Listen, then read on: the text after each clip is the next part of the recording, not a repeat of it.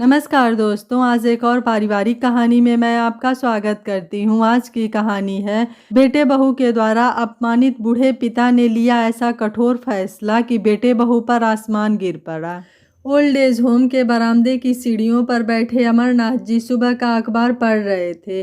घर के बंटवारे के बाद दोनों बेटों और बहुओं के बीच अमर को लेकर झगड़े होते रहते थे, जिन्हें देखते हुए अमर ने खुद ही ओल्ड एज होम आने का मन बना लिया। यहाँ उन्हें अपने कुछ पुराने दोस्त भी मिल गए थे। जब घर से निकले तो हाथ में सिर्फ एक बैग था, जिसमें कुछ कपड़े और कुछ ज़रूरी सामान था। बेटे बहू ने रोका तक नहीं और इस बात से आहत होकर अमर ने घर वापस न आने का मन बना लिया। पिछले 6 महीने से वह यहीं ओल्ड एज होम में थे। खुश थे, लेकिन मन में अभी भी एक खालीपन था। अमर के साथ यहाँ 11 लोग और थे। सभी अपने बच्चों से आहत होकर यहाँ आए थे। इसी ओल्ड एज होम में जुड़कर एक और ओल्ड एज होम था, जिसमें बुजुर्ग महिलाएं थीं। दोनों एक ही घर में बने थे, जिन्हें एक शादीशुदा दंपति जो कि अनाथ थे वह संभाल रहे थे।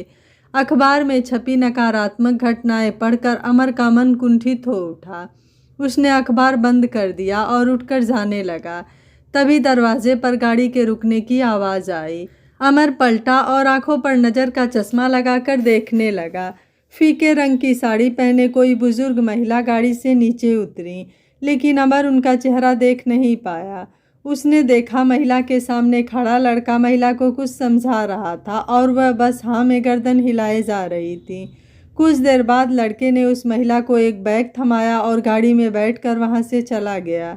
महिला अंदर आई। जैसे जैसे वह आगे बढ़ी, उन्हें देखकर अमर का दिल धड़कने लगा। आंखें भय और पीड़ा से भर आईं। वह एकटक सामने से आती महिला को देखता रहा। 40 साल बाद वह उसके सामने इन हालातों में होंगी, अमर ने ऐसा कभी सोचा भी नहीं था। जैसे ही महिला अमर के सामने आई, अमर ने कांपते हुए स्वर में कहा, सुमी तुम यहाँ? महिला ने अमर की ओर देखा। उस आवाज़ को वह बखूबी पहचानती थी। उसकी आंखों में पीड़ा के भाव उभर आए और वह बिना अमर से कुछ कहे महिला विभाग की तरह चली गई। अमर उसे जाते हुए देखता रहा। तभी पीछे से आकर जगन्नाथ ने उसके कंधे पर हाथ रखते हुए कहा, क्या बात है अमर, ऐसे क्यों खड़े हो? कौन है वो महिला? होम में नहीं आई लगता है। अमर ने अपने दर्द और पीड़ा को आंखों में ही समेट लिया और कहा, हाँ जगन्नाथ, आज एक बार फिर ममता अपने बच्चों पर बोझ बन यहाँ धकेल दी गई। अमर अंदर चला गया। सुमी यानी सुमित्रा वर्मा, जिसे अमर जानता था, उसे आज इस हालात में देखकर काफ़ी परेशान था। उसके मन में सवालों का अंबार लग गया था, लेकिन कैसे पूछे? सुमी ने तो उसे देखकर भी अनदेखा कर दिया था। अपने कमरे में आकर वह यहाँ से वहाँ चक्कर काटने लगा। कुछ समझ नहीं आ रहा था कि क्या करें। दिमाग में सैकड़ों सवाल आ जा रहे थे और सीने में एक पीड़ा का एहसास हो रहा था, जिसे अमर खुद से दूर नहीं कर पा रहा था। थक कर वह बिस्तर पर बैठ गया और बड़बड़ाने लगा। सुमी यहाँ क्या कर रही है? उसने कहा था शादी के बाद वह हमेशा खुश रहेगी, फिर आज इन हालातों में वह यहाँ कैसे? उसके पति, बच्चे, घर बार, आखिर इन सब के होते हुए वो अकेले, वो भी ओल्ड एज होम में। बीते 40 सालों में ऐसा क्या हुआ होगा सुमी के साथ? उसने कभी बताया भी तो नहीं। ना जाने क्या हुआ होगा, किन परेशानियों से गुजरी होगी वो। छी, मुझे खुद पर गुस्सा आ रहा है। आखिर इतने सालों में मैंने उसके बारे में कभी जानने की कोशिश तक नहीं की। अमर की पीड़ा अब गुस्से में बदल चुकी थी। अमर उठा और अलमारी में रखे अपने बैग को बाहर निकाल कर बिस्तर पर रखा। बैग में रखे कपड़े और सामान निकाल कर बाहर फेंकने लगा, जैसे कुछ ढूंढ रहे हों। आखिर में एक किताब मिली। अमर ने जल्दी से उस किताब को खोला और पन्ने पलटने लगा। पन्नों के बीच रखी तस्वीर निकाल कर देखने लगा। पीले रंग के सूट में लाल फूलों वाला दुपट्टा लिए एक 20-22 साल की लड़की की तस्वीर, जिसमें उसकी मुस्कान उस तस्वीर को और आकर्षक बना रही थी। अमर अपलक उस तस्वीर को देखता रहा और धीरे से कहा, ये तस्वीर तुम्हारी तरफ से दिया आखिरी तोहफा था सुमी। जब तुमने कहा था कि इस ज़िंदगी में हम फिर मिलेंगे, लेकिन तुमसे दोबारा मुलाकात इस तरह इन हालातों में होगी, ये मैंने नहीं सोचा था। अमर काफ़ी देर तक उस तस्वीर को हाथ में लिए खड़े रहा। कुछ देर बाद ही दरवाजे पर दस्तक हुई। जगन्नाथ खड़ा था। उसने कहा, क्यों भाई अमर, आज नाश्ता नहीं करना? चलो सब आ चुके हैं। जगन्नाथ की आवाज़ सुनकर अमर अपने वर्तमान में लौट आया और तस्वीर को वापस किताब में रख दिया और जगन्नाथ के साथ कमरे से बाहर चला गया। हॉल में सभी बुजुर्ग और महिला बुजुर्ग शामिल थे। वहीं वह दंपत्ति अनुज और सुनिधि थे। सब अपना अपना नाश्ता लेकर बैठ गए। अमर भी अपनी प्लेट लेकर बैठ गए, लेकिन उसकी कमज़ोर आंखें सामने बैठी महिलाओं में सुमी को ढूंढ रही थी, पर वो तो वहाँ थी ही नहीं। अमर को चुपचाप देखकर जगन्नाथ ने कहा, अरे भाई खाओ, सुबह से कहाँ खोए हो? कहते हुए अमर खाने लगा। अनुज ने देखा सुमित्रा वहाँ नहीं थी तो उसने सुनिधि से कहा, सुनिधि, आज सुबह जो माताजी आई थी वो यहाँ नहीं है। अनुज, वे थोड़ा परेशान हैं। उन्हें ये समझने में थोड़ा वक्त लगेगा कि अब वो इस ओल्ड एज होम का हिस्सा हैं। उनके बच्चों ने उनके साथ जो भी किया उससे उनका मन काफ़ी आहत है। सुनिधि ने उदास होकर कहा, तुम उनका ख्याल रखो, मैं सुनील से कहकर उनके लिए नाश्ता उनके कमरे में ही भिजवा देता हूँ। अनुज ने कहा, उसकी ज़रूरत नहीं है अनुज, मैं ले जाऊंगी। सुनिधि ने कहा और नाश्ता लेकर वहाँ से चली गई। नाश्ता करने के बाद अमर बरामदे में महिला विभाग की ओर नज़र दौड़ाई। सुमी उसे नहीं दिखी। उसने इधर उधर देखा तो पाया बगीचे में बनी बेंच पर सुमी खामोशी से बैठी है। उसकी उदास आंखें और मुरझाया चेहरा बयां कर रहा था। अमर के कदम उस ओर बढ़ गए। वह बगीचे में आया और बेंच के दूसरे किनारे पर बैठ गया। सुमी अब भी किसी गहरी सोच में डूबी हुई थी। उसे अमर के आने का एहसास भी नहीं हुआ। अमर काफ़ी देर खामोश बैठा रहा और फिर हिम्मत करके कहा, सुमी, मैं अमर, मुझे पहचाना नहीं क्या? अमर की आवाज़ सुनकर सुमित्रा ने उसकी ओर देखा लेकिन खामोश रही। उसकी खामोशी अमर को एक टीस पहुंचा रही थी। उसने सुमी को देखा। चेहरे पर अब पहले जैसा नूर नहीं था, ना आंखों में पहले जैसी चमक थी। फूलों सा नाजुक चेहरा झुर्रियों से फीका पड़ चुका था। गले की हड्डियां बाहर झांकने लगी थी। हाथ कमज़ोर पड़ चुके थे। बालों में सफ़ेदी झड़ रही थी। अमर को अपनी ओर देखता पाकर सुमी वहाँ से उठकर जाने लगी। कुछ कदम चली और रुक गई। शायद कुछ कहना चाहती थी लेकिन ज़बान ने उसका साथ नहीं दिया। अमर बेंच से उठा और कहा, मैं जानता हूँ तुमने मुझे पहचान लिया है। क्या अब मैं जान सकता हूँ कि तुम यहाँ इस हाल में कैसे? कुछ सवालों के जवाब नहीं हुआ करते हैं अमर। मुझे नहीं पता था मेरी किस्मत में तुमसे फिर से मिलना होगा। सुमी ने पहली बार कुछ कहा। अमर को इतने सालों बाद सुमी की आवाज़ सुनकर एक खुशी का एहसास हुआ। उसने धीरे से कहा, क्या मेरा अब तुम पर कोई हक नहीं है? वो सब हक 40 साल पहले ही दफन हो चुके हैं अमर। इस बेदर्द जिंदगी के कुछ साल और बचे हैं। इसमें अब और दर्द नहीं चाहती। उसकी आवाज़ भर आई और वह बिना अमर की बातें सुने वहाँ से चली गई। सुमित्रा के जाने के बाद अमर उसे जाते हुए देखता रहा और फिर वापस अपने कमरे में चला आया। मन में उथल पुथल थी। सुमी का उससे इस तरह बात करना उसे समझ नहीं आ रहा था, जबकि आखिरी मुलाकात में सुमी ने कहा था, जिंदगी में अगर कभी किसी मोड़ पर सामना हुआ तो हम अच्छे दोस्त की तरह मिलेंगे। अमर बेचैनी से कमरे में यहाँ से वहाँ घूमने लगा कि सामने पड़ी कुर्सी से उसका पैर टकराया और उस पर रखा उसका चश्मा नीचे आ गिरा, जिसमें दरार आ गई। अमर ने उसे उठाया तो चश्मे का पुराना शीशा चरमरा कर गिर गया। अमर उसे देखने लगा। ये काफ़ी पुराना चश्मा था उसके पास, लेकिन आज ये भी जवाब दे गया। उन्होंने टुकड़ों को उठाया और जोड़ने की कोशिश करने लगे। तभी उधर से गुजरते हुए अनुज ने देखा तो उनकी ओर चला आया और उनके हाथ में टूटा हुआ चश्मा देखकर कहा, अरे अमर अंकल, लाइए मुझे दीजिए, मैं बाहर ही जा रहा हूँ, ठीक करवा देता हूँ। अरे नहीं बेटा, ये ठीक है, मैं इसे जोड़ लेता हूँ, अमर ने कहा। अरे अंकल, ये कैसे जुड़ेगा? इसके एक साइड का शीशा तो पूरा खराब हो चुका है और दूसरा टूट गया है। सुनिधि की दवाइयाँ लेने बाहर जा रहा हूँ, लाइए मैं सही करवा देता हूँ। अनुज ने अपनेपन से चश्मा लेकर देखते हुए कहा, नहीं बेटा, तुम खामखा परेशान हो रहे हो, फिजूल खर्ची होगी। अमर ने कहा, लो, इसमें कैसी फिजूल खर्ची? आप कोई पराये थोड़ी हो। अगर आपने अब ना कहा तो मैं बुरा मान जाऊंगा। अनुज ने कहा तो अमर मुस्कुरा कर उठा और हामी भर दी। अनुज चश्मा लेकर वहाँ से चला गया। अमर बाहर बरामदे की सीढ़ियों पर आकर बैठ गया। उसे कुछ महीने पहले की घटना याद आ गई। कुछ काम करते हुए अमर ने चश्मा उतारकर बिस्तर पर रखा और अपना काम करने लगा। तभी उनका 10 साल का पोता भागते हुए आया और बिस्तर पर चढ़ गया। लेकिन जैसे ही वह बिस्तर पर चढ़ा, वहां रखे अमर के चश्मे पर पोते का पैर पड़ गया और चश्मे का शीशा टूट गया। ये देखते ही पोते ने घबरा कर कहा, आई एम सॉरी दादाजी, प्लीज़ मम्मी पापा को मत बताइएगा वरना मुझे बहुत डांटेंगे, प्लीज़ दादाजी प्लीज़। अमर ने प्यार से उसके सिर पर हाथ फेरा और कहा, हाँ ठीक है, नहीं कहूँगा, जाओ खेलो। बच्चा वहाँ से चला गया। अमर ने चश्मे को देखा तो टूट गया था। उसने उसे साइड में रख दिया। अगले दिन जब अमर का बेटा विकास ऑफिस जा रहा था तो अमर ने उसे चश्मा देते हुए कहा, बेटा ये चश्मा ज़रा टूट गया है, इसे ठीक करवा दोगे? विकास जो कि पहले से ही झुझलाया हुआ था, उसने कहा, मैं ऑफिस का काम करूं या फिर आपका चश्मा ठीक करवाता फिरूं? आप तो दिन भर घर में पड़े रहते हैं, मुझे दिन में न जाने कितने ही लोगों से मिलना जुलना लगा रहता है। समझ सकता हूँ बेटा, लेकिन क्या करूँ, चश्मे के बिना अखबार में छपे बारीक अक्षर दिखाई नहीं देते, अमर ने धीरे से कहा। 2-4 दिन अखबार नहीं पढ़ेंगे तो कौन सा कुछ हो जाएगा। सुबह सुबह दिमाग खराब मत कीजिए, ये रोज का है आपका, कभी कुछ चाहिए तो कभी कुछ।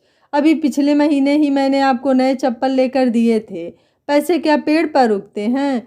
कुछ दिन काम चला लीजिए, फिर बनवा दूंगा नया चश्मा, विकास ने गुस्से से कहा और वहां से चला गया।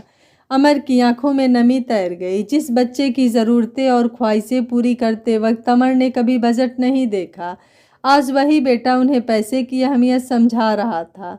अमर चुपचाप वापस अपने कमरे में चले आए और चश्मे को देखने लगे। कुछ देर बाद उनका पोता दौड़ता हुआ आया और ग्लू की बोतल देकर कहा, ये लीजिए दादाजी, इससे आपका चश्मा वापस चिपक जाएगा। बच्चे की बात सुनकर अमर मुस्कुरा दिए और चश्मे को चिपकाने लगे। उससे वह काम चलाऊं तो बन ही गया, लेकिन उसके बाद न कभी अमर ने चश्मे का जिक्र किया और न ही विकास ने वह चश्मा कभी ठीक करवाया। अमर पुरानी याद में खोए थे, तभी सामने से मोहन राव आता दिखाई दिया। उसके हाथ में रंगीन डिब्बा था, जिसे अमर के सामने खोलकर उसने कहा, लो अमरनाथ, मिठाई खाओ। अमर ने एक टुकड़ा मिठाई का उठाया और कहा, ये किस खुशी में मोहन राव, आज मेरे बेटे का जन्मदिन है, अभी अभी घर का नौकर मिठाई देकर गया है, भगवान उसे लंबी उम्र दे, मोहन राव ने बगल में बैठते हुए कहा। अमर ने सुना तो गुस्से में उसकी भवें तन गई और उसने कहा, जिस बेटे ने तुम्हें यहाँ मरने के लिए छोड़ दिया, उस बेटे के जन्म की तुम खुशियाँ मना रहे हो। मोहन राव मुस्कुराया और कहा, क्या फ़र्क पड़ता है अमरनाथ, आखिर है तो अपने ही बच्चे, तुम मिठाई खाओ। फ़र्क क्यों नहीं पड़ता मोहन राव, आज के दिन भी वह तुमसे मिलने नहीं आया, बस नौकर के हाथ मिठाई का डिब्बा भेज दिया। कैसा ज़माना आ गया है, जिम्मेदारियों को बच्चे अब बोझ समझने लगे हैं। क्या उनके पास हमसे मिलने को 5 मिनट भी नहीं है? अमर के होठ गुस्से से काँप रहे थे। गुस्सा मत करो अमरनाथ, उसने याद रखा इतना ही काफ़ी है, अपनी ही औलाद से भला कैसी नफरत, मोहन राव ने भावुक होकर कहा। अमर ने मिठाई का टुकड़ा वापस डिब्बे में रखा और उठकर जाने लगा। जाते जाते रुका और पलटकर कहा, ऐसी औलाद से तो अच्छा हम बे औलाद रहते। अमर वहां से चला गया। कुछ ही दूर खड़ी सुमित्रा खामोशी से सब देख रही थी। मोहन राव ने जाते हुए अमर को देखा और फिर खुशी खुशी सबको मिठाई खिलाने लगा। ऐसा ही था ये ओल्ड एज होम, जहां बच्चों के बुरे व्यवहार के बाद भी ये बुजुर्ग उनकी सलामती की दुआ कर रहे थे। सुमित्रा अपने कमरे में चली आई। उनके कमरे में राधा और सुरूपा नाम की 2 औरतें और थीं। सुमित्रा खामोशी से आकर अपने बिस्तर पर बैठ गई और खिड़की के बाहर देखने लगी। बाहर सड़क पर एक ठेले वाला कांच की चूड़ियाँ बेच रहा था। उन रंग बिरंगी चूड़ियों को देखकर सुमित्रा का मन अतीत में भटकने लगा। सुमित्रा अपने हाथ में कांच की चूड़ियाँ पहने आई और अपने दोनों हाथों को अमर के सामने करते हुए कहा, कैसी है मेरी चूड़ियाँ? सुमी, तुम ये कांच की चूड़ियाँ क्यों पहनती हो? किसी दिन तुम्हारे हाथों को घायल कर देंगी ये, अमर ने बेचैनी से कहा। मैं ये इसलिए पहनती हूँ क्योंकि ये बहुत प्यारी आवाज़ करती हैं, सुमित्रा ने अपने दोनों हाथों की चूड़ियों को बजा कर कहा। अमर ने उसके दोनों हाथों को थाम लिया और कहा, लेकिन ये तो सिर्फ कांच की चूड़ियाँ हैं, हमारी शादी के बाद मैं तुम्हें सोने की चूड़ियाँ बनवा कर दूंगा, जो कि आवाज़ भी करूँगी और तुम्हारे हाथों को नुकसान भी नहीं पहुंचाएंगी। क्या सच में? सुमित्रा ने आंखों में चमक भरते हुए कहा। हाँ सच में, बस कल से तुम ये कांच की चूड़ियाँ मत पहनना, अमर ने कहा। अच्छा तो फिर कर लो शादी और पहना दो सोने के कंगन, सुमित्रा ने कहा और वहाँ से भाग गई। चूड़ी वाले की आवाज़ कानों में पड़ी तो सुमित्रा की तंद्रा टूटी और सहसा ही उसका ध्यान अपने हाथों पर गया, जिसमें कुछ कांच वाली चूड़ियाँ थीं जिनका रंग फीका पड़ चुका था। उन चूड़ियों को देखते ही मन फिर अतीत में भटक गया। पति की मौत के कुछ दिन बाद उसके हाथों में सोने के कंगन देखकर उसकी बहू ने कहा, माँ जी, इस उम्र में ये कंगन आपके हाथों में शोभा नहीं देते, आप इन्हें निकाल कर कुछ सिंपल चूड़ियाँ पहन लीजिए। बहू के कहने पर सुमित्रा ने वो कंगन निकाल दिए, लेकिन सिंपल चूड़ियों के नाम पर उसे ये कांच की चूड़ियाँ मिली जो आज भी इन हाथों में थी। उसकी आंखों में आंसू भर आए। चूड़ी वाले की आवाज़ उसके कानों को पीड़ा पहुंचा रही थी। उसने आंसू पोंछे और खिड़की बंद कर दी।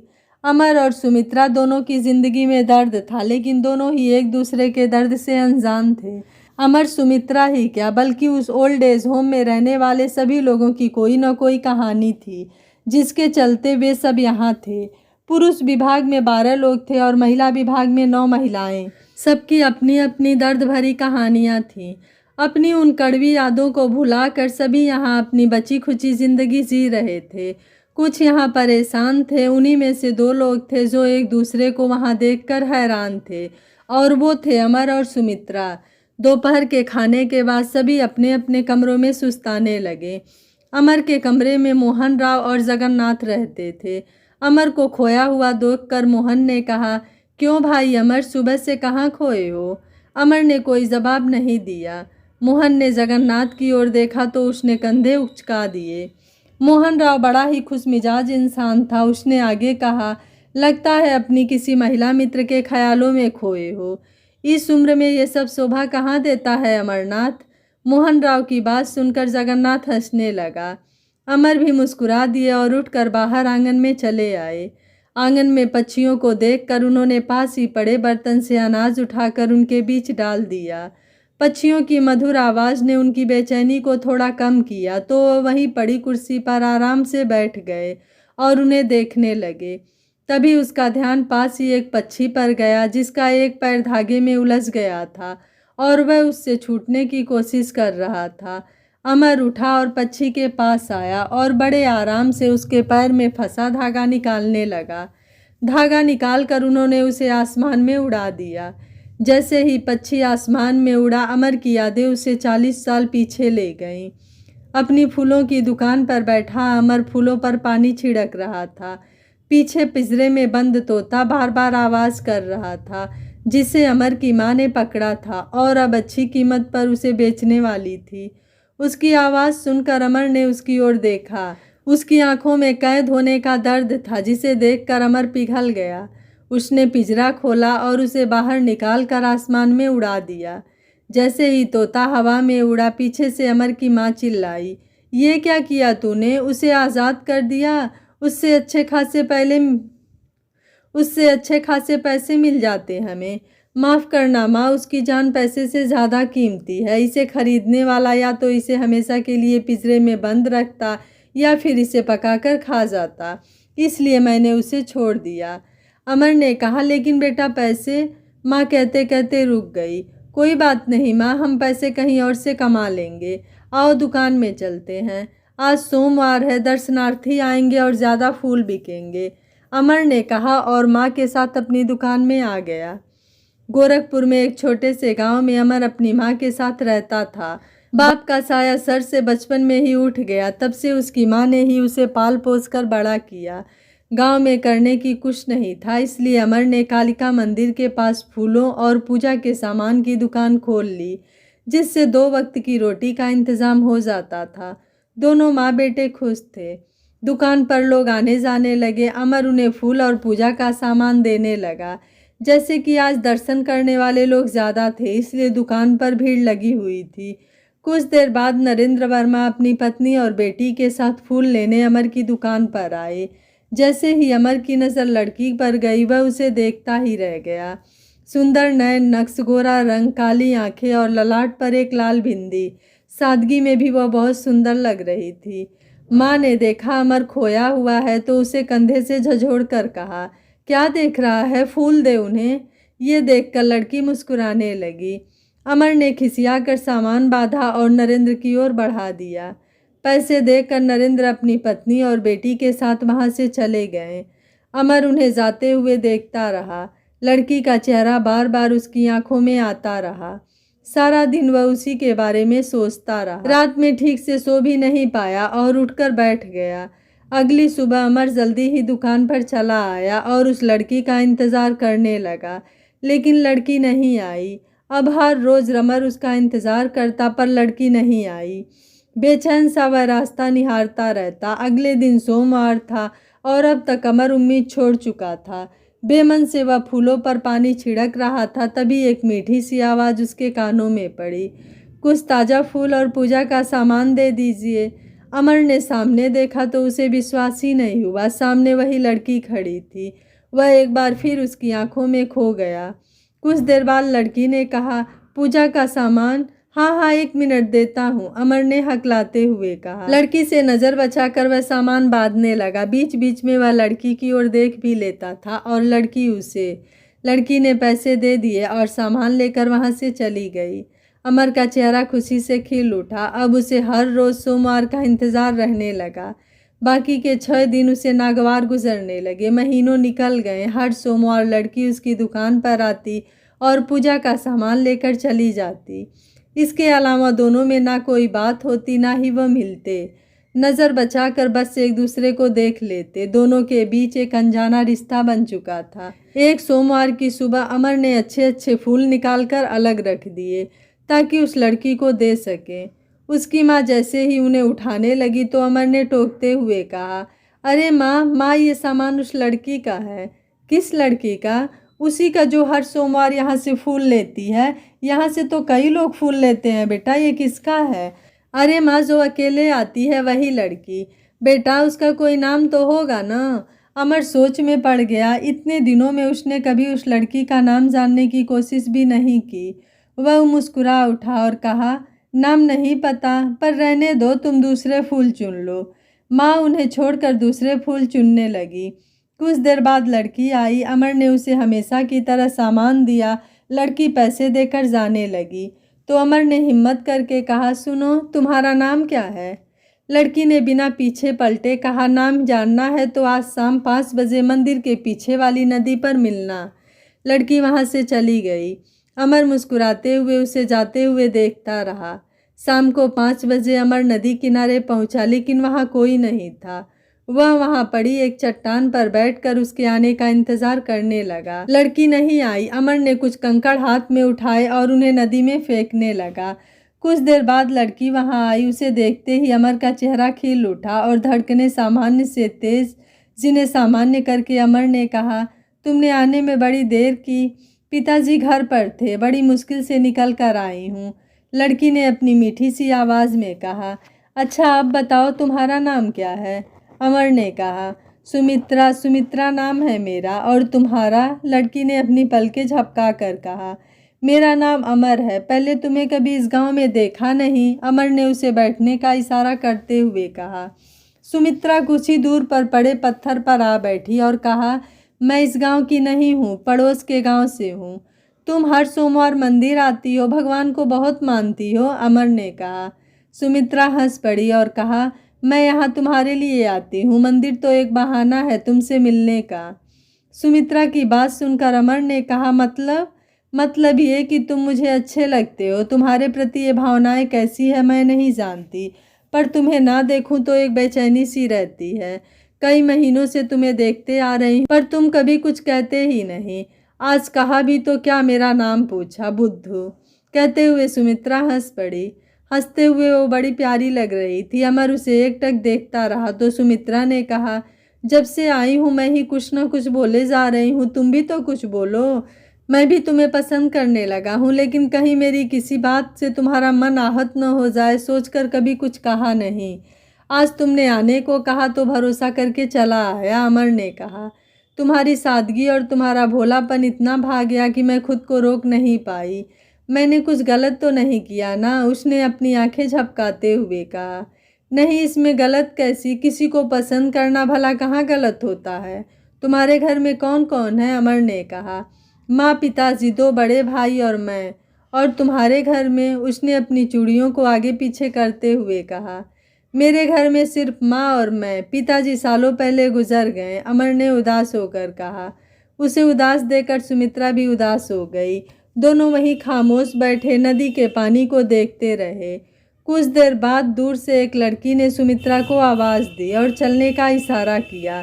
सुमित्रा उठी और अमर से कहा, अब मुझे जाना होगा। फिर कब आओगी? अमर ने कहा। जब तुम बुलाओगे। आज से हम दोस्त जो हैं, सुमित्रा ने मुस्कुरा कर कहा। ठीक है, ध्यान से जाना, अमर ने कहा तो सुमित्रा जाने के लिए आगे बढ़ गई। अमर ने उसे आवाज़ दी, सुनो। वह पलटी और कहा, हाँ। आज से मैं तुम्हें सुमी का कर बुलाऊंगा, अमर ने कहा। ठीक है, उसने कहा और वहाँ से चली गई। अमर वहीं खड़े उसे देखता रहा। अमर, अमर, अमरनाथ। आवाज़ कानों में पड़ी तो अमर वर्तमान में लौट आया और देखा सामने खड़े मोहन राव उसे आवाज़ दे रहे थे। अमर उनके पास आया और कहा, क्या बात है मोहन?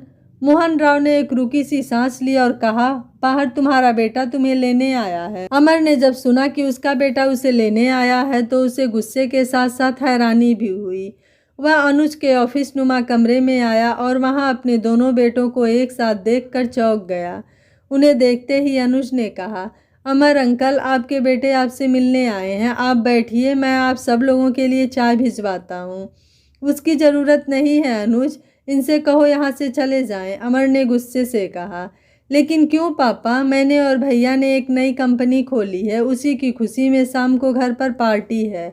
सभी मेहमान आएंगे, आप वहाँ होंगे तो अच्छा लगेगा, अमर के छोटे बेटे रवि ने कहा। ओह, तो मेहमानों के बीच तुम्हारी बेइज्जती नहीं हो इसलिए आज बाप की याद आ गई, अमर ने कहा। ऐसी बात नहीं है पापा, सब आपसे मिलना चाहेंगे तो उन्हें हम क्या कहेंगे। चलिए, आप चाहेंगे तो कल सुबह ही यहाँ वापस आ जाना, बड़े बेटे विकास ने कहा। कितने स्वार्थी हो चुके हो तुम लोग, नहीं आना मुझे, अब यही मेरा घर है और यही मेरे अपने, अमर ने कहा और कमरे से बाहर निकल गए। गुस्सा इतना आ रहा था कि अभी के अभी दोनों को धक्के मारकर यहाँ से निकाल दें, वैसे ही जैसे उन्हें निकाला गया था अपने ही घर से। लेकिन अमर ऐसा नहीं कर सके। विकास और रवि ने अनुज से रिक्वेस्ट की कि वो अमर को समझाएं, लेकिन अमर ने किसी की नहीं सुनी। निराश रवि और विकास अपनी गाड़ी में आकर बैठ गए। पापा ने तो हमें बेइज्जत करने की ठान ली है, कितना कहा, लेकिन देखो वे आने को तैयार नहीं है, विकास ने स्टीयरिंग पर हाथ मारते हुए कहा। हाँ भैया, आखिर ऐसा क्या कर दिया हमने उनके साथ? यहाँ आने का फैसला भी तो उनका ही था ना, फिर वो ऐसा क्यों कर रहे हैं, रवि ने कहा। कुछ भी हो रवि, लेकिन हमें उन्हें आज की पार्टी में लाना ही होगा, वरना मिस्टर मित्तल से हमें वो डील कैसे मिलेगी, विकास ने सोचते हुए कहा। लेकिन कैसे, क्या करें, रवि ने कहा। घी जब सीधी उंगली से ना निकले तो उंगली टेढ़ी करनी पड़ती है, कहकर विकास ने सामने पड़ी पानी की बोतल से पानी निकाला और अपनी आंखों को भिगो लिया। उसने बोतल रवि की ओर बढ़ा कर कहा, ये ले, तू भी आंखें गीली कर ले और चल मेरे साथ। लेकिन इससे क्या होगा, रवि ने आंखों में पानी मारते हुए कहा। दुनिया में ऐसा कोई बाप नहीं बना जो बच्चों के आंसू देखकर ना पिघले, विकास ने गाड़ी से नीचे उतरते हुए कहा और रवि के साथ एक बार फिर ओल्ड एज होम चला आया। अमर उस वक्त पौधों को पानी दे रहे थे। विकास और रवि उसके पास आए और दुखी स्वर में कहने लगे, चलिए ना पापा, बच्चों से हमने प्रॉमिस किया है कि आपको साथ लेकर आएंगे, आप नहीं चलोगे तो वे लोग दुखी होंगे। उनके मुंह से बच्चों का नाम सुनकर और उनकी आंखों में आंसू देखकर अमर का दिल पिघल गया, लेकिन अभी भी उसके मन में गुस्सा भरा था, इसलिए वह वहां से चले गए। लेकिन सामने से आती सुमित्रा को देखकर रुक गए। सुमित्रा ने दोनों लड़के के उदास चेहरे को देखकर अमर से कहा, नसीब वाले हो अमर, जो बच्चे तुम्हें लेने आए हैं, तुम्हें जाना चाहिए। आज पहली बार था जब सुमित्रा ने खुद अमर से बात की थी। अमर ने अपना मन शांत किया तो महसूस हुआ कि उसे भी बच्चों की याद आ रही थी कुछ दिनों से। उसने सुमित्रा की ओर देखकर कहा, सुमित्रा वहां से चली गई और अमर अपना झोला लेने अंदर चले गए। कुछ देर बाद वह अपने एक जोड़ी कपड़े को झोले में डाल कर ले आए और विकास रवि के साथ घर के लिए निकल गए। घर पहुंचा तो देखा घर को बहुत सजा रखा था, सारा घर जगमगा रहा था। अमर को देखते ही उसके दोनों पोते और पोती दौड़ते हुए उसके पास चले आए। बहुओं ने बेमन से उनके पैर छुए और तैयार होने चली गईं। पार्टी शाम को थी, इसलिए अमर भी बच्चों के साथ उनके कमरे में चले गए और सुस्ताने लगे। यहाँ आकर बच्चों से मिलकर उन्हें बहुत खुशी हुई। अमर घर को निहारने लगा। एक एक ईंट लगाकर उसने ये घर बनवाया था, लेकिन आज इसी घर में उसका कोई हक नहीं था। यहाँ आने के बाद बहुओं ने खाना तो दूर पानी तक नहीं पूछा उन्हें। अमर ने किसी से कुछ नहीं कहा, बस शाम का इंतज़ार था। पार्टी में सभी बड़े बड़े लोग शामिल हुए। सब ने चमचमाते कपड़े पहने हुए थे। इन सब के बीच अमर को अपना सफ़ेद कुर्ता पजामा थोड़ा अजीब ही लगा था, जो कि अब पुराना हो चला था। विकास के बॉस जब उनसे मिलने आए तो उन्होंने कहा, क्या ये तुम्हारे पापा हैं? लगता है किसी गरीब खाने से उठकर आए हैं। दरअसल सर, वो पापा ज़मीन से जुड़े आदमी हैं ना, इसलिए उन्हें ऐसे ही रहना पसंद है। मैं तो अक्सर कहता हूँ सोसाइटी के साथ मिलजुल कर रहें, लेकिन ये सुनते ही नहीं हैं। आइए मैं आपको कुछ और मेहमानों से मिलवाता हूँ। कहते हुए विकास उन्हें वहाँ से ले गए और अमर अपमान का घूंट पीकर रह गए। उस भीड़ में उनका दम घुटने लगा। वे वहाँ से साइड में चले आए। पार्टी शुरू हुई तो ख़त्म होने का नाम ही नहीं ले रही थी।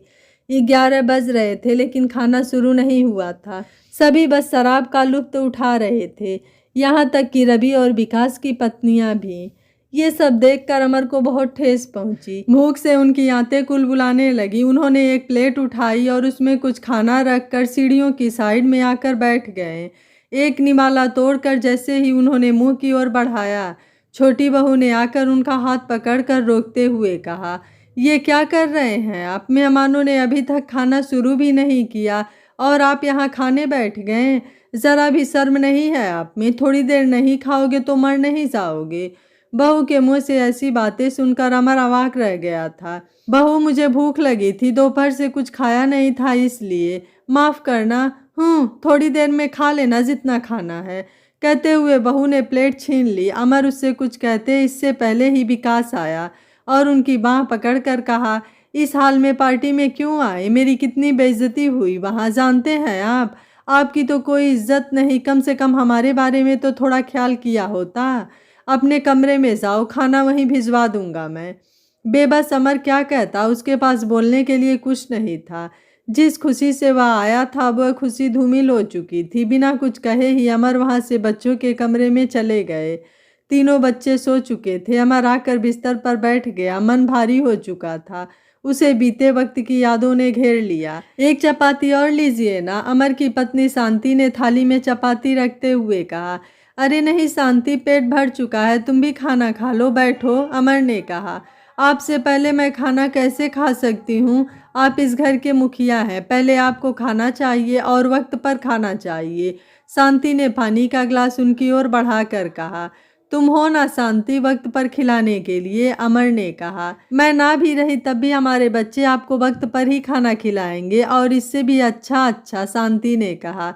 अमर वर्तमान में लौट आया। कमरे में इधर उधर नज़र दौड़ाई और देखा तो टेबल पर नज़र गई, जहां पानी का जग रखा हुआ था। अमर ने ग्लास में पानी उड़ेला और एक सांस में पी गया। लेकिन पानी से भूख कहाँ मिटती है। वे बच्चों के बगल में लेट गए। घंटा भर बीत गया, लेकिन किसी ने अमर के लिए खाना नहीं भेजा। अमर ने एक बार फिर पानी पीकर भूख मिटानी चाहिए और लेट गया। उसकी आंखों से आंसू बह गए और मन ही मन कहा, बच्चे वक्त से खिला रहे हैं शांति। अमर उस रात खाली पेट ही सो गया। पार्टी देर रात तक चलती रही और सभी खा पीकर अपने अपने घर चले गए। सुबह अमर जल्दी उठ गया और नहा धोकर बाहर आया। दोनों बेटों बहुओं के साथ नाश्ता कर रहे थे। नौकर ने उनके लिए भी नाश्ता लगा दिया। अमर ने नाश्ता करने से मना कर दिया और कहा, कल रात तुम लोगों ने जो बर्ताव किया है उसके बाद यहाँ बैठकर खाना मेरे लिए मेरा अपमान है। इससे अच्छा तुम लोग मुझे वापस अनाथ आश्रम में छोड़ आओ। अमर की बातों से गुस्सा साफ झलक रहा था। ठीक है पापा, छोड़ आएंगे, लेकिन उससे पहले हमें आपसे एक छोटा सा काम है, वो कर दीजिए, विकास ने हाथ पोंछते हुए कहा। कैसा काम? अमर की आंखें फैल गई। विकास के इशारे पर रवि कुछ कागज ले आया और अमर को देकर कहा, मैंने और भैया ने ये घर बेचने का फैसला किया है। अमर ने जैसे ही सुना उसका दिल धक्क से रह गया। उन्होंने कागज पढ़े और दोनों बेटों की ओर देखकर कहा, ओ तो इसलिए तुम दोनों को कल अपने बूढ़े बाप पर तरस आ गया था। मैंने ये घर तुम दोनों के नाम कर कर बहुत बड़ी गलती की थी और आज तुम इसे बेचने की बात कर रहे हो। इस घर की एक एक ईंट मैंने अपने इन्हीं हाथों से लगाई है। मेरे जीते जी मैं ये मकान कभी बिकने नहीं दूंगा, समझे तुम लोग। अमर ने कहते हुए पेपर दोनों बेटों के मुंह पर दे मारे। विकास और रवि का चेहरा तमतमा उठा। विकास ने गुस्से से कहा, आप पागल हो गए हैं क्या? एक डील के बदले हमने ये घर बेचना तय किया है। वैसे भी हम और हमारा परिवार फ्लैट्स में रहेगा। आखिर क्या रखा है इस घर में? चुपचाप इन कागजों पर साइन कीजिए। जब बेटों ने अमर से घर के पेपर पर साइन करने के लिए कहा घर बेचने के लिए, तो अमर ने कहते हुए पेपर दोनों बेटों के मुंह पर दे मारे। विकास और रवि का चेहरा तमतमा उठा। विकास ने गुस्से में कहा, आप पागल हो गए हैं क्या? एक डील के बदले हमने ये घर बेचना तय किया है। वैसे भी हम और हमारा परिवार फ्लैट्स में रहेगा। आखिर रखा क्या है इस घर में? चुपचाप इन कागजों पर साइन कीजिए। अमर ने क्रोध भरी नज़र से विकास को देखा और कहने लगे, अब तक मैं तुम लोगों की खुशी के लिए चुपचाप सब सुनता रहा, जो तुम लोगों ने चाहा करता रहा, लेकिन अब नहीं। क्या रखा है इस घर में ये तुम पूछ रहे हो विकास? कहते कहते भावुक हो जाते हैं अमरनाथ। इस घर से तुम्हारी माँ की यादें जुड़ी है, तुम दोनों का बचपन जुड़ा है। इस घर को बनाने संवारने में मैंने अपनी सारी जमा पूंजी लगा दी है और आज तुम कहते हो इस घर में रखा क्या है? इतने ओछे संस्कार तो ना दिए थे मैंने। पर पापा जब माँ ही नहीं है तो उनकी यादों का क्या? बड़ी बहू ने कहा। अमर को पीड़ा हुई तो वह बोल पड़े, क्या अपने माँ पिताजी के लिए भी तुम्हारे यही विचार हैं बहू? पापा जी, बड़ी बहू चिल्लाई। क्यों बुरा लगा? शांति मेरी पत्नी है, मुझे कितना बुरा लगा होगा। कान खोलकर सुन लो चारों, जब तक मैं जिंदा हूँ इस घर की एक ईंट तक नहीं हिलेगी, समझे तुम लोग? फिर इसके लिए चाहे मुझे अपने ही औलाद के खिलाफ क्यों ना जाना पड़े। अमर का गुस्सा देखकर सभी शांत हो गए।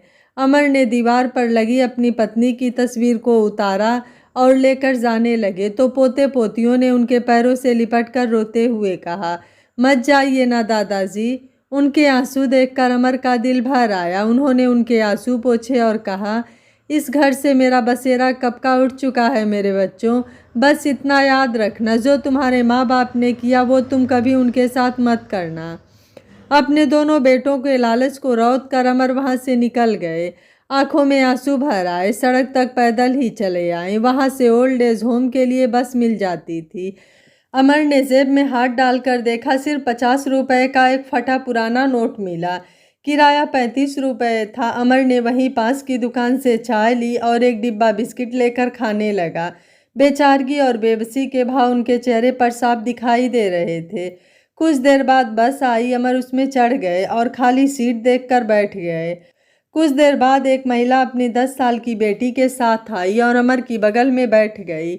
अमर खिड़की से बाहर देखने लगे। बस चलती रही। अचानक अमर की नज़र बच्ची के हाथों पर गई।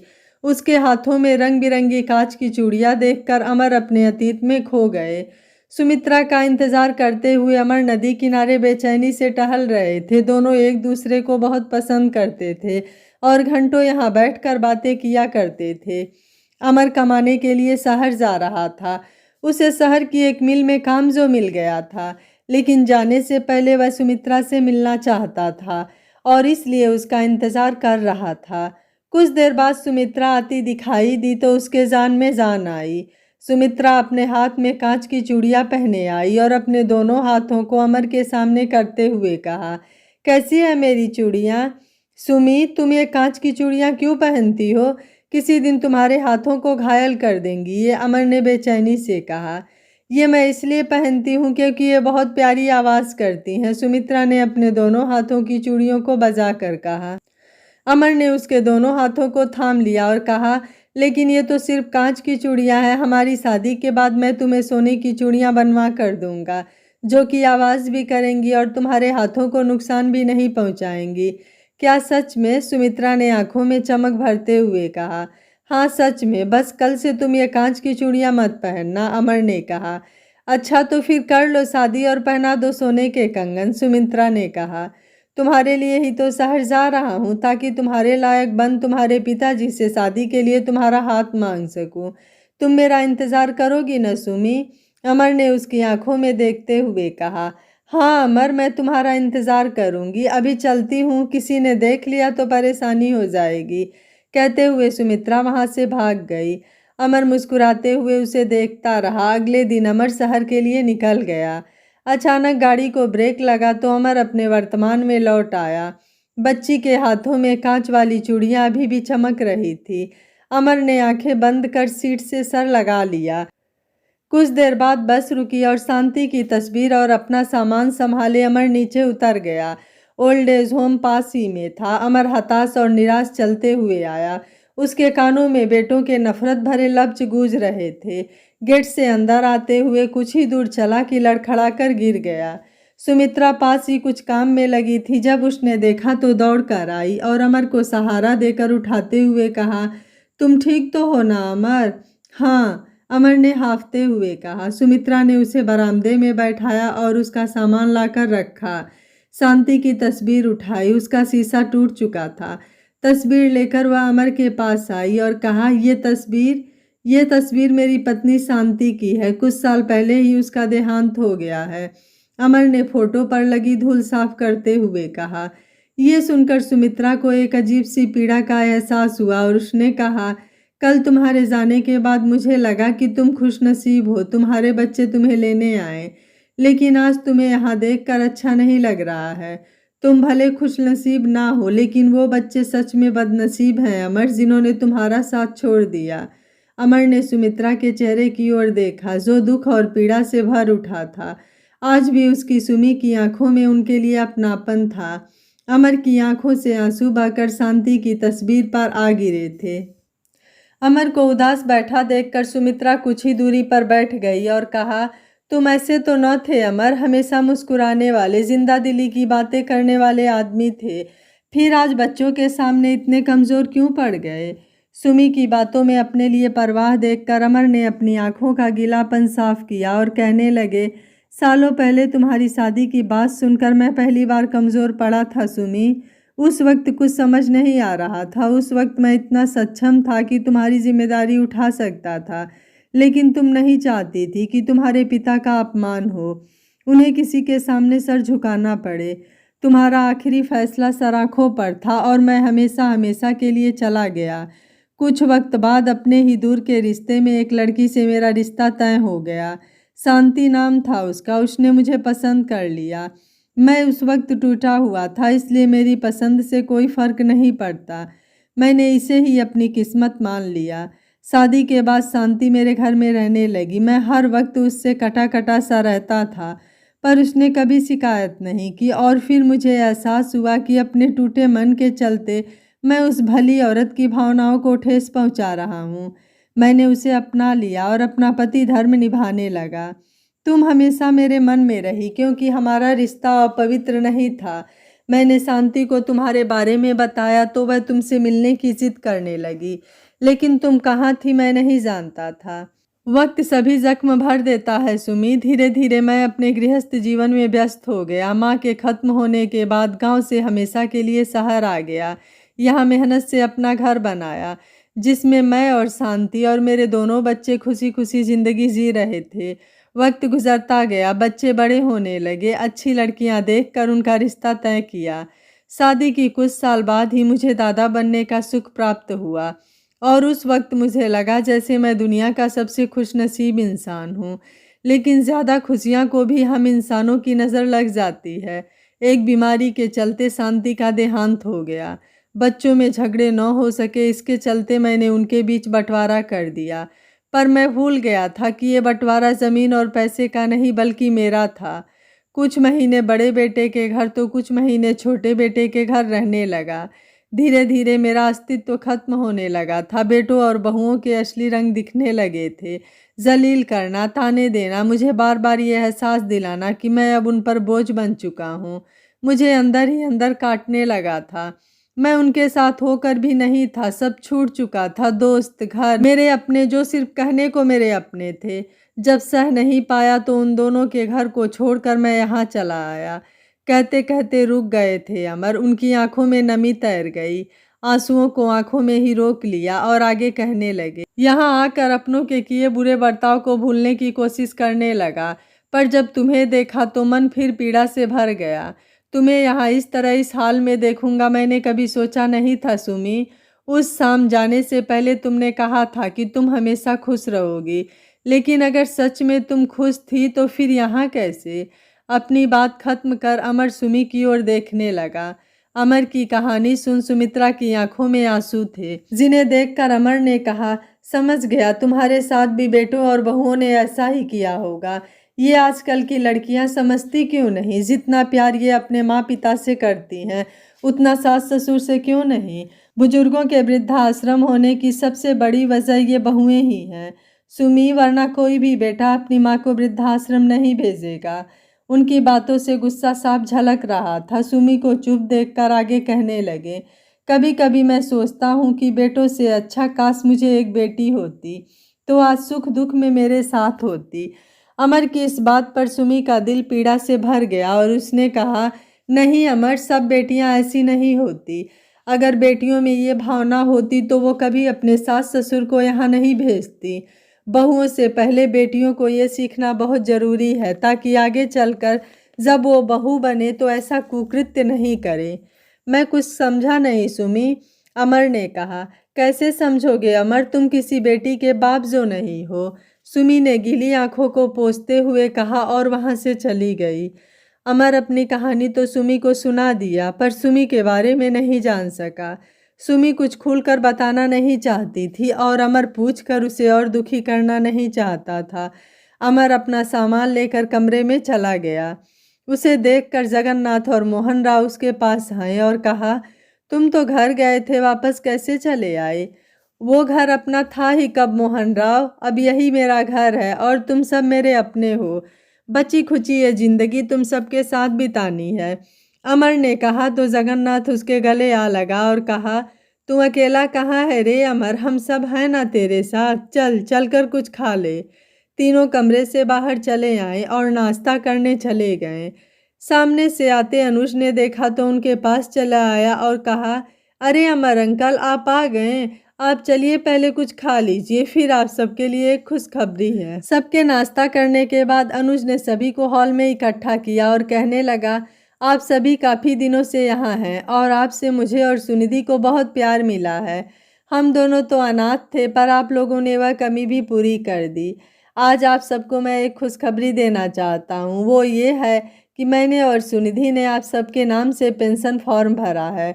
अब से हर महीने सरकार की तरफ से आपको 500 रुपये महीना मिलेंगे और वो आपके होंगे। उन्हें आप जैसे चाहे इस्तेमाल कर सकते हैं। सबने सुना तो उनके चेहरे पर खुशी आ गई, लेकिन अमर ने कहा, नहीं बेटा, वो सब पैसे आप और सुनिधि जी रखिए। आप दोनों हम सब के लिए इतना कर रहे हैं, वो भी बहुत है बेटा। हाँ, अमर सही कह रहा है। सबने अमर की बात का समर्थन किया। अनुज अमर के पास आए और उनका हाथ दोनों हाथों में थाम कर कहा, अंकल, आपने जो प्यार और अपनापन मुझे और सुनिधि को दिया है, उसके सामने ये पैसे कुछ भी नहीं हैं। माँ बाप के प्यार का कर्ज इंसान एक जन्म में भला कैसे उतार सकता है? मुझे बहुत खुशी होगी अगर मैं आप सबके लिए कुछ कर पाया। अमर ने अनुज को गले लगा लिया और कहा, अगर सारे बेटे तुम जैसे हो जाएं तो दुनिया में कहीं कोई वृद्धाश्रम नहीं होगा बेटा। ओल्ड एज होम में अब खुशी का माहौल था। अनुज और सुनिधि को माँ बाप मिल चुके थे और बुजुर्गों को सहारा। अमर और सुमी में थोड़ी थोड़ी बातें होने लगी थी। उन्हें साथ देखकर मोहन राव और जगन्नाथ अक्सर अमर को छेड़ते नजर आते थे। सुमित्रा सुबह शाम पौधों में पानी देने, बगीचे की देखभाल करती थी। अनुज और सुनिधि ने उन्हें मना करना चाहा, लेकिन सुमित्रा ने कहा कि वह अपनी खुशी से ये सब करती है। सुमित्रा को देख बाकी लोगों ने भी कुछ ना कुछ काम करना शुरू कर दिया। कोई सब्जियां काटने में मदद करता तो कोई बाजार से सामान ले आता। ओल्ड एज होम एक हंसता खेलता घर बन चुका था, जहां सभी एक दूसरे की देखभाल करते थे। अपने अपने दुखों को भूलकर सभी खुश थे। एक शाम अमर, जगन्नाथ और मोहन बैठे थे, तभी मोहन ने कहा, भाई अमर, क्या अब भी तुम्हारे मन में सुमित्रा के लिए भावनाएं हैं? अमर ने कहा, यह कैसा सवाल है? मोहन मोहन ने कहा, बस मैं जानना चाहता था। तुम दोनों का यहाँ आना कोई संजोग नहीं है, क्या पता किस्मत फिर से तुम्हें मिलाना चाहती हो। जगन्नाथ ने कहा, हाँ भाई, जानना तो मैं भी चाहता हूँ। काफी दिनों से देख रहा हूँ कि एक और दृश्य रिश्ता है तुम दोनों के बीच। अमर ने कहा, ये आज कैसी बचकानी बातें कर रहे हो तुम दोनों? सुमी के लिए मेरे मन में कोई गलत भावनाएं नहीं है, ना तब थी ना अब है। मोहन ने कहा, हम लोग कब कह रहे हैं कि तुम्हारी भावनाएं गलत है? देखो अमर, तुम और सुमित्रा दोनों एक दूसरे को जानते हो। उम्र के इस पड़ाव में चाहो तो एक दूसरे का साथ दे सकते हो। हम तुम्हारी शादी करवाएंगे। क्यों जगन? जगन्नाथ ने कहा, बात तो तुम्हारी सही है मोहन, वैसे भी दोस्त होकर इतना तो करना बनता है। उनकी बातें सुनकर अमर खींच उठा और कहा, कैसी बातें कर रहे हो दोनों? ना तो मैं 20 साल का युवक हूँ और ना ही ये सब सोचने की मेरी उम्र। सुमी के सामने भूल से भी ऐसी बात मत करना, तुम समझे? मोहन ने कहा, अरे भाई, मजाक कर रहे हैं, पर जरा सोचो, तुम्हें और सुमित्रा को बुढ़ापे में सहारा मिल जाएगा। सालों पहले जो प्यार अधूरा रह गया था वो पूरा हो जाएगा। आखिर में तुम दोनों के पास भले कुछ न हो, कम से कम एक दूसरे को सुनने का वक्त तो रहेगा। जगन्नाथ ने कहा, सबकी किस्मत में ये नहीं होता है अमर। तुम चाहो तो इस रास्ते को एक नया मोड़ दे सकते हो, आगे तुम्हारी मर्जी। अमर अपनी जगह से उठा और कहा, मुझे इस बारे में कोई बात नहीं करनी। कहकर अमर वहां से चला गया। मोहन और जगन वहीं बैठे रहे। जानते थे अमर बहुत जिद्दी इंसान है, लेकिन दोनों उसकी और सुमित्रा की जिंदगी में खुशियां लाना चाहते थे। वे लोग सही कह रहे थे या गलत, ये तो कोई नहीं जानता था, लेकिन उन्हें ये करना था अमर के लिए। बुजुर्ग होकर भी दोनों 20-22 साल के लड़कों की तरह बात कर रहे थे। शाम की पूजा संध्या के समय सभी इकट्ठा हुए। अमर हाथ जोड़े भगवान से यही प्रार्थना कर रहा था कि सुमी की जिंदगी में खुशियां लौट आएं और वह खुश रहे। उधर सुमी का मन अभी भी अमर को लेकर पीड़ा से भरा हुआ था। उसने पहली बार अमर की आंखों में आंसू देखे थे। शादी के बाद उसने कभी अमर की सुध नहीं ली, ये सोचकर वह बहुत दुखी थी। आरती समाप्ति के बाद सभी खाना खाने चले आए। यहाँ मौजूद लोगों में एक साफ सुथरा रिश्ता था। सभी एक दूसरे की इज्जत करते और अपना धर्म निभाते। खाना खाने के बाद अमर अपने कमरे में चला आया। मोहन और जगन की बातों ने उसे बहुत परेशान कर दिया था। उसे नींद नहीं आई तो वह बाहर बरामदे में चला आया। सीढ़ियों पर बैठा वह अपने अतीत में खोया था कि तभी किसी के गिरने की आवाज आई। अमर ने आवाज वाली दिशा में देखा तो उसके होश उड़ गए। सीढ़ियों के पास कुछ ही दूर सुमी नीचे जमीन पर गिरी हुई थी। अमर ने उसे देखा, उठाने की कोशिश की, लेकिन सुमी तब तक बेहोश हो चुकी थी। उसकी नाक से खून बह रहा था। अमर ने अनुज को आवाज लगाई। कुछ ही देर में सभी दौड़ते हुए आए। सुनिधि ने एम्बुलेंस वाले को फोन किया। सभी बहुत घबरा गए थे। अमर ने मजबूती से सुमी के हाथ को थामा हुआ था और उसका सर अमर के घुटने पर था। अनुज लगातार सुमी के पैरों के तलों को मसल रहा था। कुछ देर बाद एम्बुलेंस आई तो अनुज, मोहन राव और अमर सुमित्रा को लेकर एम्बुलेंस में आ बैठे। कुछ ही देर में एम्बुलेंस हॉस्पिटल पहुंची। सुमित्रा को स्ट्रेचर पर लेटाया और अंदर ले जाने लगे। इसी बीच अमर ने उसका हाथ नहीं छोड़ा। नर्स स्ट्रेचर को अंदर ले जाने लगी। तब अमर का हाथ धीरे धीरे सुमी के हाथ से छूटने लगा और उस वक्त उन्हें उसी पीड़ा का एहसास हो रहा था जो सालों पहले हुआ था, जब वह सुमित्रा से आखिरी बार मिला था। शहर से लौटने के बाद अमर नदी किनारे खड़ा अपनी सुमी का इंतजार कर रहा था। जब सुमी वहां आई तो उसके चेहरे पर खुशी के बजाय उदासी के भाव थे। सुमी अमर के सामने आकर चुपचाप खड़ी हो गई तो अमर ने चहकते हुए उसके हाथों को पकड़ कर कहा, देखो सुमी, शहर से मैं तुम्हारे लिए सोने के कंगन लाया हूँ। अब तुम्हें ये कांच की चूड़ियाँ पहनने की ज़रूरत नहीं पड़ेगी। लेकिन अगले ही पल सुमी के हाथों में लगी मेहंदी देखकर अमर हैरान रह गया और कहा, सुमी, ये सब मैं समझा नहीं। सुमी की आंखों से आंसू बहने लगे। उसने कहा, मुझे माफ़ कर दो अमर, पिताजी ने मेरी शादी किसी से तय कर दी है। तुमने उन्हें मेरे बारे में नहीं बताया? अमर ने हैरानी से कहा। बताया था अमर, लेकिन तुम दूसरी जाति से हो और पिताजी इस रिश्ते को कभी स्वीकार नहीं करेंगे। उन्होंने साफ मना कर दिया। सुमित्रा ने रोते हुए कहा, तो चलो अभी हम शादी कर लेते हैं, फिर किसी को हमारे साथ रहने से ऐतराज नहीं होगा। अमर ने मजबूती से सुमित्रा का हाथ थाम कर कहा। सुमित्रा ने अपने आंसू पोंछे और कहने लगी, नहीं अमर, ऐसा किया तो पिताजी की इज्जत खराब होगी और मैं ऐसा कभी नहीं चाहती। हमारा रिश्ता पवित्र था और हमेशा पवित्र रहेगा। हम दोनों कहीं भी रहे, किसी के साथ भी रहे, हमेशा खुश रहेंगे। सुमित्रा की बात सुनकर अमर का दिल टूट गया था, लेकिन वह सुमी के जज्बातों की कद्र करता था, इसलिए उसने वह कंगन सुमित्रा को पहनाते हुए कहा, यह मेरी आखिरी निशानी समझकर रख लो सुमित्रा। सुमित्रा की आंखों से आंसू बहने लगे। उसने अपने साथ लाई किताब अमर को दे दी। दोनों आखिरी बार एक दूसरे के गले मिलकर खूब रोए। जाते जाते अमर ने सुमित्रा का हाथ थाम लिया और कहा, सुमी, क्या तुम मुझे भूल जाओगी? नहीं अमर, तुम हमेशा मेरे साथ रहोगे इन कंगनों के रूप में। चलती हूँ, ज़्यादा देर यहाँ रुकी तो कमज़ोर पड़ जाऊंगी। कहकर सुमी आगे बढ़ गई। अमर का हाथ धीरे धीरे उसके हाथ से छूटता रहा। तभी किसी ने आकर उनके कंधे पर हाथ रखा। अमर ने चौंक कर देखा, मोहन खड़ा था। अमर अपने अतीत में लौट आया। मोहन ने कहा, चिंता मत करो, डॉक्टर साहब आ गए हैं, उन्हें कुछ नहीं होगा। अमर सुमी को लेकर बहुत परेशान था।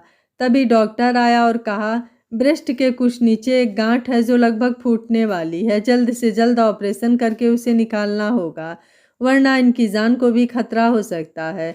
तो कीजिए, किसी भी हालत में उन्हें बचा लीजिए, अमर ने बेचैनी से कहा। अनुज ने उनके कंधे पर हाथ रखा और कहा, अंकल मैं बात करता हूँ। अनुज डॉक्टर की तरफ आया और कहा, डॉक्टर आप जल्द से जल्द ऑपरेशन की तैयारी कीजिए, उन्हें कुछ नहीं होना चाहिए। ऑपरेशन में 1.5 लाख का खर्च आएगा, उसके बाद मेडिसिन, हॉस्पिटल का खर्च, कुल मिलाकर 2 लाख रुपए। आप पैसे जमा करा दीजिए, मैं अपनी टीम से कहकर ऑपरेशन की तैयारी कराता हूँ, डॉक्टर ने कहा। 2 लाख? अनुज ने कहा। पहले इंतजाम कर लीजिए, उसके बाद ऑपरेशन होगा, डॉक्टर ने कहा। इंतजाम हो जाएगा डॉक्टर, आप ऑपरेशन शुरू कीजिए, तब तक मैं पैसे लेकर आता हूँ, अनुज ने कहा। तो डॉक्टर उसके कंधे पर हाथ रखकर वहाँ से चला गया। अमर और मोहन राव अनुज के पास आए और अमर ने कहा, 2 लाख? पर इतनी बड़ी रकम तुम कहाँ से लाओगे? आप घबराइए मत, मैं इंतज़ाम करता हूँ, अनुज ने कहा और हॉस्पिटल से निकल गया। ओल्ड एज होम आकर उसने सुनिधि को बताया। सुनिधि और अनुज ने तुरंत अपने जमा पैसों को निकाला। वो सिर्फ 80,000 ही थे। उन्हें देखकर अनुज ने कहा, बाकी पैसे कहाँ से आएंगे? आंटी की जान बचाना बहुत ज़रूरी है। अनुज तुम ये पैसे जमा करवाओ ताकि उनका इलाज शुरू हो सके, बाकी के पैसे भी हम लोग कहीं ना कहीं से अरेंज कर लेंगे, सुनिधि ने कहा। अनुज ने डॉक्टर से रिक्वेस्ट कर आधे पैसे जमा करवाए। ऑपरेशन शुरू हुआ। अनुज ने मोहन और अमर को भी घर भेज दिया और खुद अपने दोस्तों को मदद के लिए फ़ोन करने लगा, पर हर किसी से निराशा ही मिली। अनुज को समझ नहीं आ रहा था कि क्या करे। उधर अमर पैसे की चिंता में रात भर सो नहीं पाया। उसने ऑफिस रूम से सुमित्रा के घर वालों का पता लगाया। उसका बेटा और बेटी इसी शहर में थे। अमर बिना किसी को बताए सुबह सुबह ही वहां से निकल गया। सुबह के 9 बजे वह सुमित्रा के बेटे के घर पहुंचा। वहां जाकर उसने उन्हें सुमित्रा के बारे में बताया, लेकिन बेटे बहू को कोई फर्क नहीं पड़ा। यहाँ तक कि बेटे ने तो ये तक कह दिया कि मेरे पास उन पर खर्च करने को एक फालतू पैसा नहीं है, उनसे कहो जाकर सरकारी हॉस्पिटल में इलाज करवाएं। जरा भी शर्म नहीं आई ये कहते हुए, वो माँ जिसने तुम्हें जन्म दिया उसके लिए ऐसी सोच? छी, कैसे बेटे हो तुम, अमर ने कहा। लड़के को गुस्सा आ गया। उसने एक थप्पड़ खींचकर अमर को मारा और घर से बाहर धक्का दे दिया। अमर नीचे आ गिरा। लड़के ने उसके मुंह पर दरवाज़ा बंद कर दिया। अमर को बहुत दुख हुआ कि वह ऐसे इंसान से सुमित्रा के लिए मदद मांग रहा था। उम्मीद की एक किरण बाकी थी। वह सुमित्रा की बेटी के घर पहुंचा। उसे सुमित्रा के बारे में बताया तो बेटी के शब्दों ने अमर का कलेजा चीर दिया। मेरी कोई माँ नहीं है, मेरे लिए तो वो तभी मर गई थी जब उन्होंने सारी जायदाद अपने बेटे के नाम कर दी और मुझे एक फूटी कौड़ी तक नहीं दी। जाकर उनके बेटे से कहिए ये सब। किस मिट्टी के बने हो तुम सब? क्या तुम्हारे मन में ज़रा भी दया भावना नहीं है? वो औरत वहाँ जिंदगी और मौत से लड़ रही है और तुम्हारे मुँह से ऐसी बातें। अमर रो पड़ा। वो मरे या जिए हमें क्या, निकलो यहाँ से, पता नहीं सुबह सुबह भीख मांगने कहाँ से चले आते हैं, कहकर लड़की वहाँ से चली गई। अमर हताश हो गया। उसे खुद से ज़्यादा सुमित्रा के लिए दुख हो रहा था। आज समझ आया कि सुमित्रा को अपनी बेटी से नफरत क्यों थी।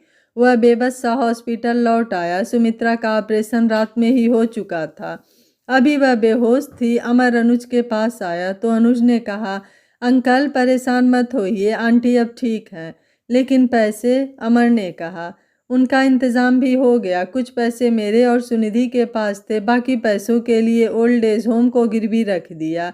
अनुज ने कहा, ये तुमने क्या किया बेटा? वो तुम्हारी मेहनत थी, हमारे लिए उसे गिरवी रख दिया। अमर ने कहा, अंकल पैसा किसी की जान से बढ़कर नहीं है। आप बैठिए, मैं चाय लेकर आता हूँ, अनुज ने कहा और चला गया। अमर बेंच पर बैठ गया। उसे बहुत हैरानी हुई। एक तरफ उनके बच्चे थे जो इतना गिर चुके थे और एक तरफ अनुज था जो बिना किसी मतलब के, बिना किसी स्वार्थ के इन सब के लिए अपना सब कुछ लुटा रहा था। अनुज चाय ले आया। ओल्ड एज होम से कुछ लोग सुमित्रा से मिलने आए। दोपहर तक उन्हें भी होश आया। सभी उनसे मिले, लेकिन अमर बिना मिले ही चला गया। उसकी हिम्मत नहीं हो रही थी सुमित्रा से नज़र मिलाने की। वह अपने कमरे में बैठा सुमित्रा के बारे में सोच रहा था। उसके बच्चों ने जो बात कही वह मन ही मन उसे परेशान कर रही थी। धीरे धीरे सुमित्रा की तबीयत में सुधार होने लगा। अनुज और सिनिधि अपना सारा काम छोड़कर सुमित्रा की देखभाल में लगे रहे। ओल्ड एज होम का सारा भार अमर और मोहन राव पर आ गया। एक हफ्ते बाद सुमित्रा को घर ले आए। सभी उसे देखकर खुश थे। अमर भी वहीं भीड़ में खड़ा था। सुमित्रा अपने कमरे में आराम करने चली गई। अनुज अपने ऑफिस चला गया। सुनिधि ऑफिस में बैठकर काम देखने लगी। शाम के समय सुमित्रा बगीचे में टहल रही थी। तभी अमर उसके पास आया और गुस्से से कहा, इतना सब हो गया तुम्हारे साथ, तुमने मुझे कभी बताया क्यों नहीं? मैं अपनी मर्जी से यहाँ आई हूँ, सुमित्रा ने नज़रें बचाते हुए कहा। मैं तुम्हारे बच्चों से मिल चुका हूँ सुमी। क्यों तुम अकेले इस दुख को झेलती रही? क्या एक बार भी तुम्हें मेरी याद नहीं आई? मुझे क्यों नहीं बताया इस बारे में? अमर ने कहा। सुमित्रा ने अमर को पीछे की ओर धक्का देकर कहा, तुम होते कौन हो मुझसे ये सब पूछने वाले? क्यों बताऊं मैं तुम्हें ये सब? आखिर रिश्ता क्या है हमारा? क्या हमारा कोई रिश्ता नहीं है सुमी? अमर ने कहा। यहाँ से चले जाओ अमर, कहकर सुमित्रा ने पीठ घुमा ली। अमर की आंखों में आंसू आ गए। वह चुपचाप वहाँ से चला गया। रात के खाने पर अमर नहीं आया। वह चुपचाप अपने कमरे में लेटे सोच में डूबा था। मन की पीड़ा चेहरे पर साफ झलक रही थी। मोहन राव और जगन्नाथ कमरे में आए, लेकिन अमर को चुप देखकर दोनों अपने अपने बिस्तर में चले गए। रात के 11 बज रहे थे, लेकिन अमर जाग रहा था। उसे जागता देखकर मोहन ने गुस्से से कहा, तुम्हारी नींदें उड़ाकर वो खुद चैन से सो रही है। अमर ने उसकी ओर नजर घुमाई तो मोहन ने कहा, आज शाम उसने जो कुछ कहा सुना मैंने, कितनी मतलबी निकली वो, और तुम्हें उसकी परवाह थी। अमर उठकर बैठ गया और कहा, वो जाग रही है मोहन। मोहन ने सुना तो खिड़की से बाहर देखने लगा। सुमित्रा बरामदे में खड़ी खिड़की की ओर ही देख रही थी। सुमित्रा की तकलीफ अमर समझता था और इसी वजह से वह सुमित्रा को परेशान करना नहीं चाहता था। अमर उससे दूर रहने लगा। सुमी अगर आसपास भी होती तो अमर दूसरी ओर चला जाता। सुमित्रा पहले से भी ज्यादा उदास रहने लगी थी। अमर के साथ किया बर्ताव उसे खल रहा था। एक शाम अमर पौधों की साफ सफाई कर रहा था कि सुमित्रा भी आकर उसका हाथ बटाने लगी। अमर ने सुमी को वहां देखा तो उठकर जाने लगा। सुमित्रा उसके सामने आ खड़ी हुई और कहा, मैंने तुम्हें गलत समझा अमर, लेकिन मुझे अच्छा नहीं लगा जब तुम मेरे बच्चों से मिले और मेरे हिस्से की नफरत तुम्हें मिली। मुझे इस बात का दुख नहीं है सुमी, दुख सिर्फ इस बात का है कि तुम मुझसे ये सब छुपा रही हो, अपना दुख अकेले जी रही हो। क्या मुझे ये सब जानने का कोई हक नहीं? अमर ने कहा, हक है अमर, लेकिन किस मुंह से तुम्हें बताती कि मेरे साथ ये सब हो रहा है? बड़े गर्व से कहा था मैंने कि हम खुश रहेंगे, लेकिन ऐसा कुछ नहीं था हम दोनों की जिंदगियों में। कहते कहते सुमी का गला भर्रा गया। अमर उसे लेकर सीढ़ियों के पास आया और बैठने को कहा। खुद कुछ दूर बैठ गया और कहा, अब बताओ सुमी, क्या हुआ था? मुझे सब जानना है और ये हक मैं खुद दे रहा हूँ खुद को। बोलो। चुप मत रहो सुमी, इतने साल चुप रही। काश बोला होता तो आज हम यहाँ नहीं होते, बल्कि एक अच्छी जिंदगी जी रहे होते। कहो सुमी। अमर की बात सुनकर सुमी पिघल गई और कहने लगी, मेरी शादी एक बहुत बड़े परिवार में हुई थी जहाँ सब था, बस प्यार नहीं था। पति से पैसा, इज्जत, हर ज़रूरत का सामान मिला, लेकिन कभी उनका प्यार, साथ और वक्त नहीं मिला। समाज के सामने मैं 2 बच्चों की माँ तो बन चुकी थी, पर उनकी पत्नी कभी नहीं बन पाई और थक कर मैंने इसे ही अपनी किस्मत मान लिया। संयुक्त परिवार टूटकर अकेला हो गया। गांव छोड़कर मैं अपने बच्चों और पति के साथ शहर चली आई। कुछ सालों बाद उनका निधन हो गया। बच्चों की जिम्मेदारी मेरे कंधों पर आ गई। ससुराल वालों ने हाथ खींच लिए और पीहर वालों में इतनी क्षमता नहीं बची थी कि मुझे और मेरे बच्चों को पाल सके। यहाँ रहकर मैंने ही उनका पालन पोषण करना शुरू कर दिया। उन्हें पढ़ाया लिखाया, इस लायक बनाया कि वो अपने पैरों पर खड़ा हो सके। बेटा सरकारी ओहदे में अफसर लग गया तो बेटी भी बैंक में कर्मचारी थी। उन्हें देखकर मैं अपना हर दर्द भूल गई, लेकिन वक्त हमेशा एक जैसा नहीं रहता। बेटे बेटी ने अपने पसंद से शादी की। मैं भला एतराज जताती भी कैसे। बेटी इसी शहर में अपने पति के साथ रहने लगी और बहू मेरे घर में। कुछ दिन सही रहा, लेकिन उसके बाद झगड़े होने लगे। बहू को मैं फूटी आंख नहीं सुहाती थी। मेरे सामने वह अपने दोस्तों को घर नहीं बुला पाती थी। मैं जैसे तैसे करके दिन काट रही थी।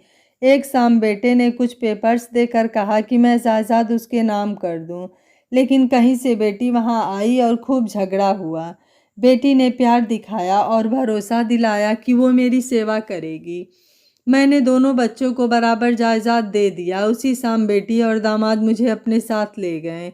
उन्होंने मेरी सेवा में कोई कमी नहीं छोड़ी, लेकिन मैं समझ ही नहीं पाई कि ये सिर्फ उनका झूठा प्यार था जो उन्होंने जायदाद के चलते दिखाया था।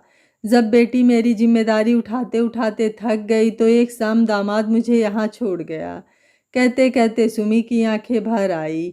अमर की आंखें भी नम हो गईं। उसने आंखों के किनारों को साफ करते हुए कहा, इतना सब हो गया और तुमने एक बार भी मुझसे नहीं कहा, क्यों सुमी? मैं पहले ही तुम्हें शादी के लिए ना बोलकर बहुत बड़ी ठेस पहुंचा चुकी थी अमर। उसके बाद कभी तुम्हारा सामना करने की हिम्मत ही नहीं हुई, पर जब तुम्हें यहाँ देखा तो मेरा दिल टूट गया। आखिर हमारे बच्चों ने ऐसा क्यों किया? कहते कहते रो पड़ी सुमित्रा। अमर से उसका रोना देखा नहीं गया तो वह थोड़ा उसके पास आया और उसके हाथ पर हाथ रख कर कहा, सब वक्त का फेर है सुमी। हमारा यहाँ होना भी हमारी किस्मत है कि हम साथ हैं। मैं हमेशा तुम्हारे साथ हूँ सुमी। बच्चे न सही, हम एक दूसरे से अपना दुख तो बांट ही सकते हैं। अमर की बात सुनकर सुमी ने अपना सर अमर के कंधे पर रख दिया। एक अपनेपन का एहसास दोनों को हुआ। दोनों खामोश बैठे रहे। अंधेरा होने लगा। ऑफिस की खिड़की पर खड़े अनुज और सुनिधि मुस्कुराते हुए उन दोनों को देख रहे थे। अनुज, अंकल आंटी साथ में कितने अच्छे लग रहे हैं ना? सुनिधि ने कहा। हाँ सुनिधि, इस उम्र में भी इनका प्यार कहीं ना कहीं जिंदा है। मैं सोच रहा था क्यों ना इन दोनों के लिए कुछ किया जाए, अनुज ने कहा। वाह, मैं भी यही सोच रही थी, लेकिन उससे पहले हमें इन दोनों को एक दूसरे के करीब लाना होगा, इन्हें एहसास दिलाना होगा, सुनिधि ने कहा।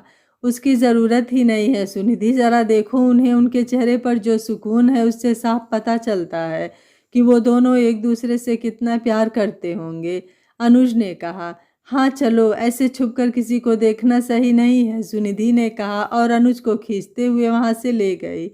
कुछ देर बाद अमर और सुमी भी वहां से चले गए।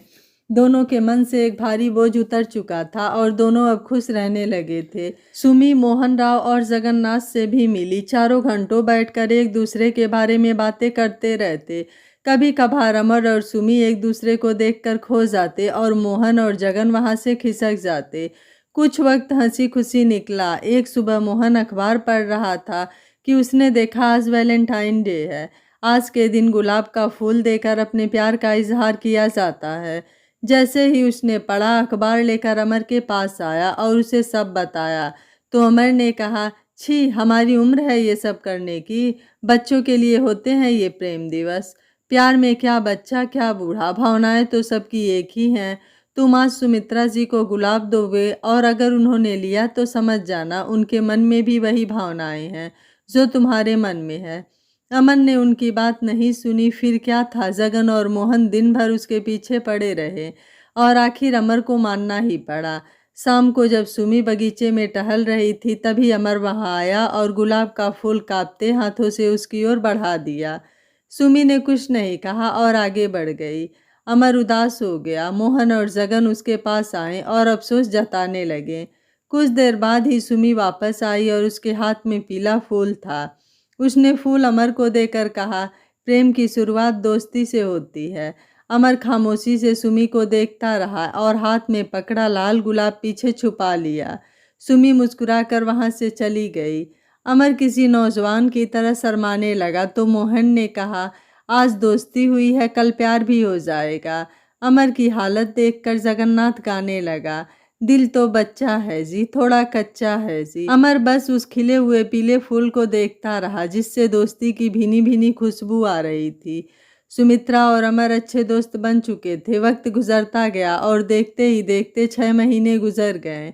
इन 6 महीनों में काफी कुछ बदला, बस नहीं बदला तो अमर और सुमित्रा के बच्चों का मन। अमर इस उम्र में किसी अपने का साथ पाकर खुश था तो सुमित्रा भी अपने सुख दुख अमर से बांट लिया करती थी। अनुज और सुनिधि ने उन दोनों से शादी कर लेने को कहा, लेकिन अमर और सुमित्रा दोनों ही नहीं चाहते थे कि वे किसी ऐसे बंधन में बंधे। कहीं ना कहीं उन दोनों के मन में अपने अपने जीवन साथी को लेकर ईमानदारी अभी भी थी। अनुज ने भी उन्हें ज्यादा नहीं कहा। कुछ दिन बाद पता चला कि सुनिधि मां बनने वाली है। ओल्ड एज होम में खुशी का माहौल बन गया। सभी बहुत खुश थे। ओल्ड एज होम में अब बस 17 लोग ही रह गए थे, बाकी लोग वहां से कहीं चले गए। अमर ने बाकी लोगों के साथ मिलकर ओल्ड एज होम को सजाया और शाम को वहां जलसा रखा। अनुज और सुनिधि अनाथ थे, उनका अपना कोई नहीं था, इसलिए बस अनुज के ऑफिस से कुछ लोग आए। सभी बहुत खुश थे, नाच गा रहे थे, खुशियां मना रहे थे कि तभी एक बड़ी सी गाड़ी आकर गेट के पास रुकी। उसमें से सूट बूट पहने एक आदमी उतरा। उसके हाथ में कुछ पेपर्स थे। उसे देखते ही अनुज उसके पास आया, शायद वह उसे जानता था।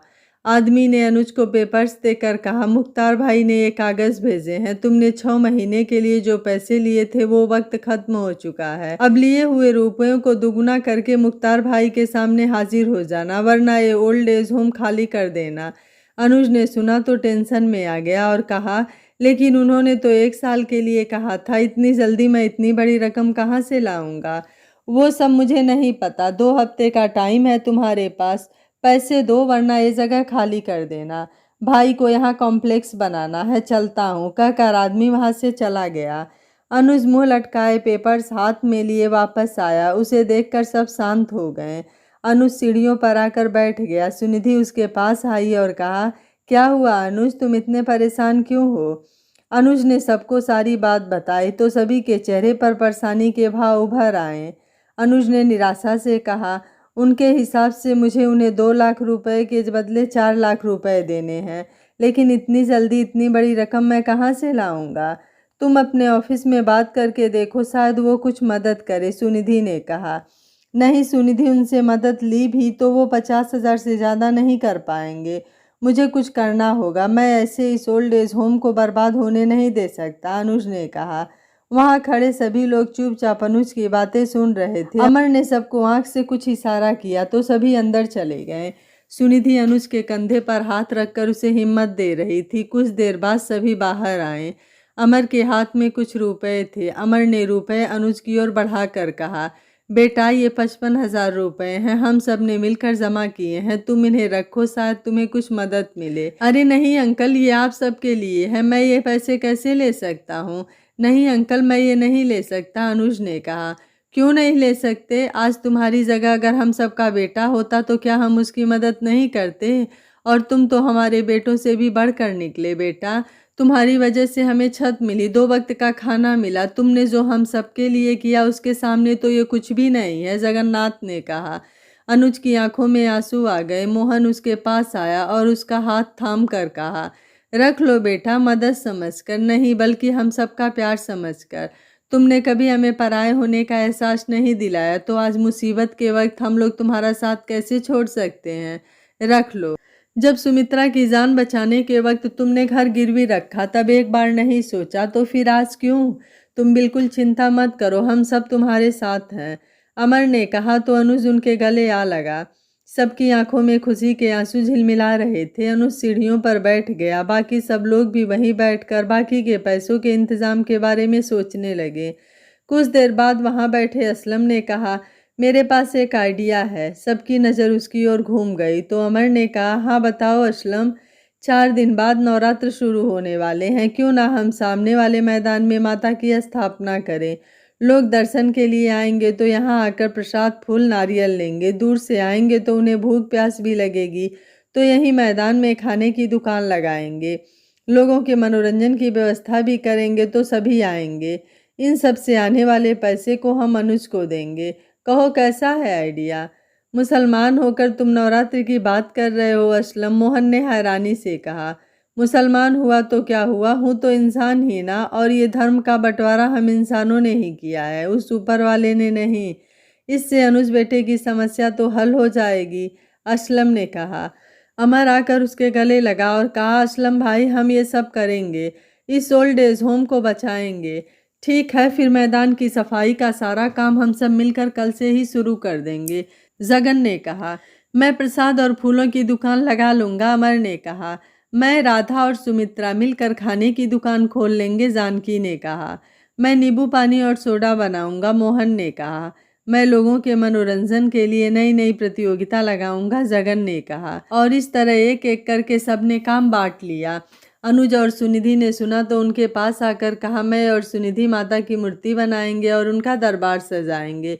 सभी बहुत खुश थे और जोश से भरे हुए थे। इसके बाद सबने साथ बैठकर खाना खाया और अगले दिन की प्रतीक्षा में सो गए। सुबह जल्दी उठकर सभी कुदाल फावड़ा लेकर सामने वाले मैदान की ओर बढ़ गए। अनुज ने जगह के मालिक से परमिशन ले ली और सभी काम पर लग गए।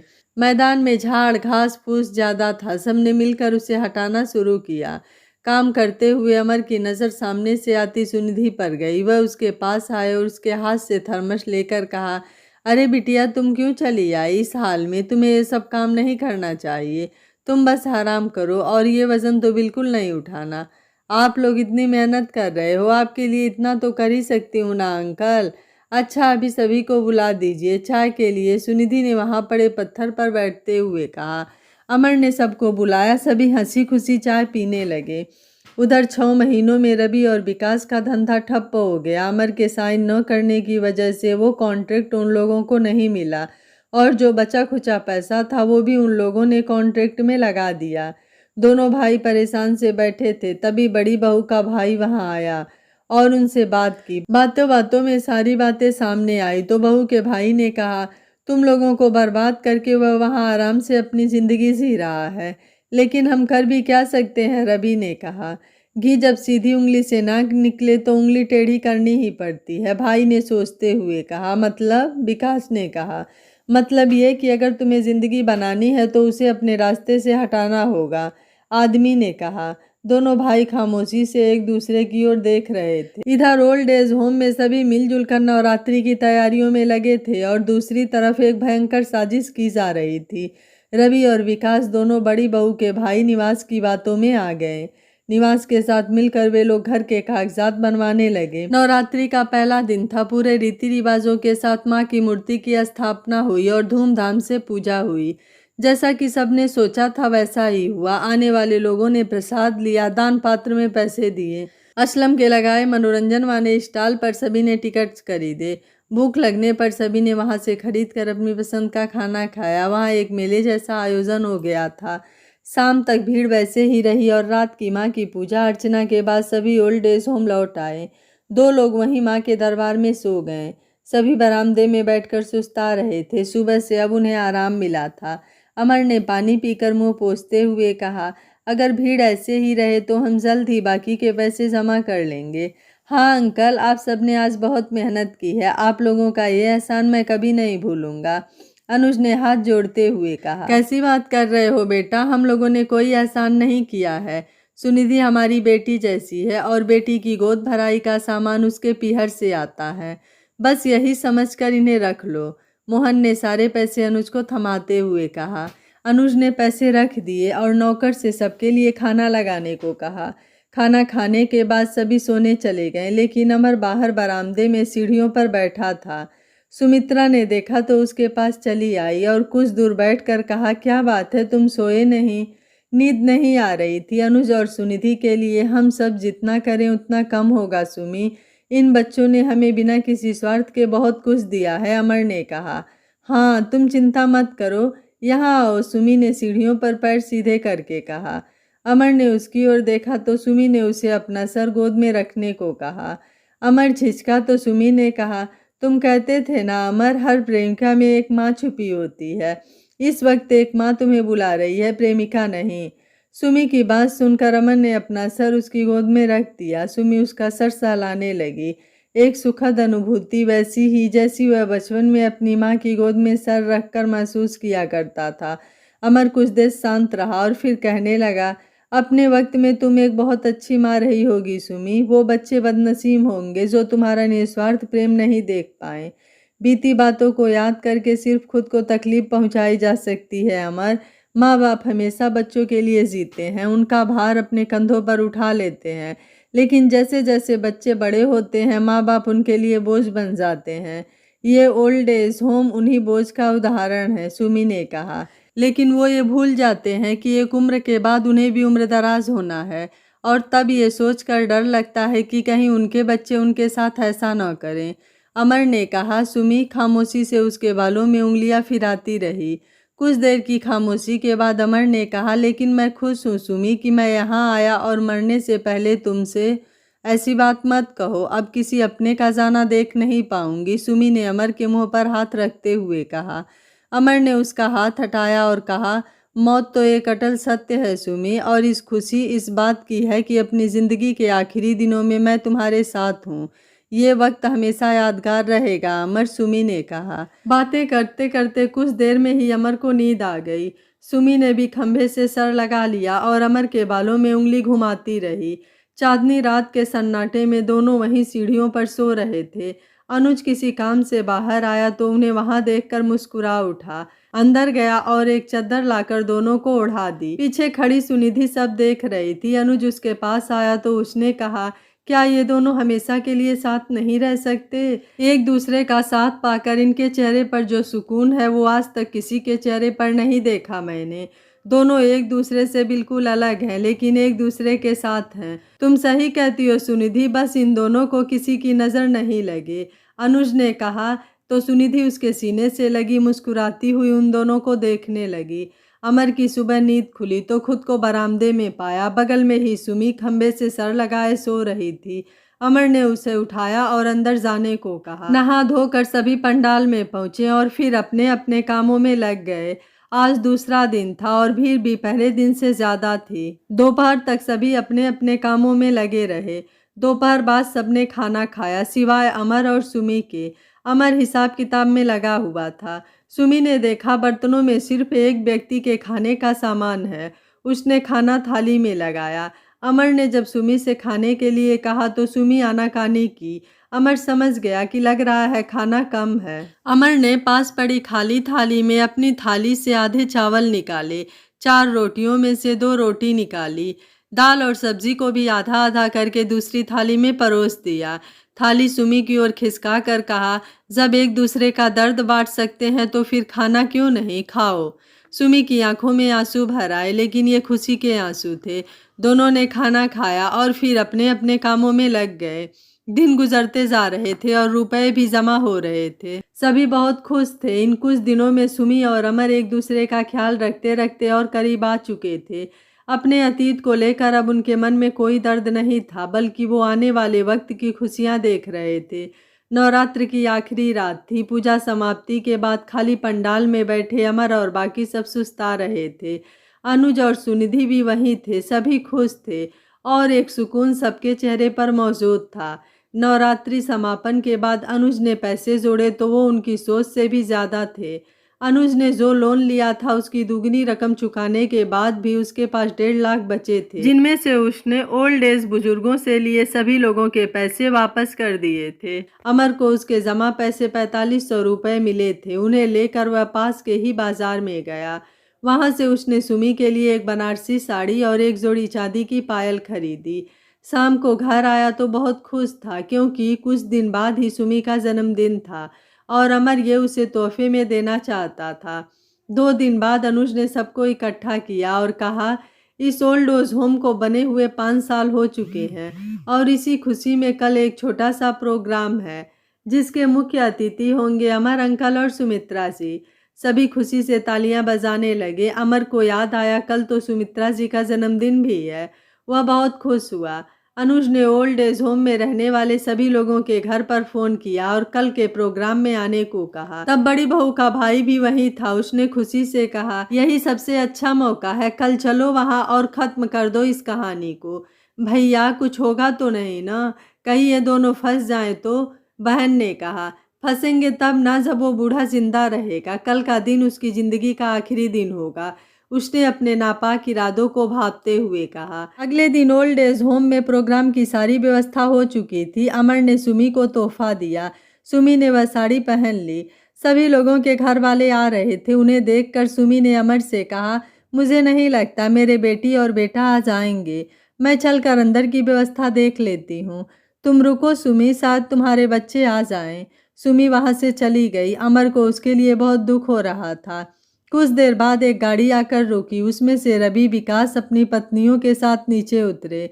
तीनों बच्चे भी साथ थे। गाड़ी से उतरते ही तीनों दादाजी कहते अमर की ओर दौड़े। अमर भी उनसे लिपट गया और उन्हें गले लगा लिया। दोनों बेटे और बहू अमर के सामने आए।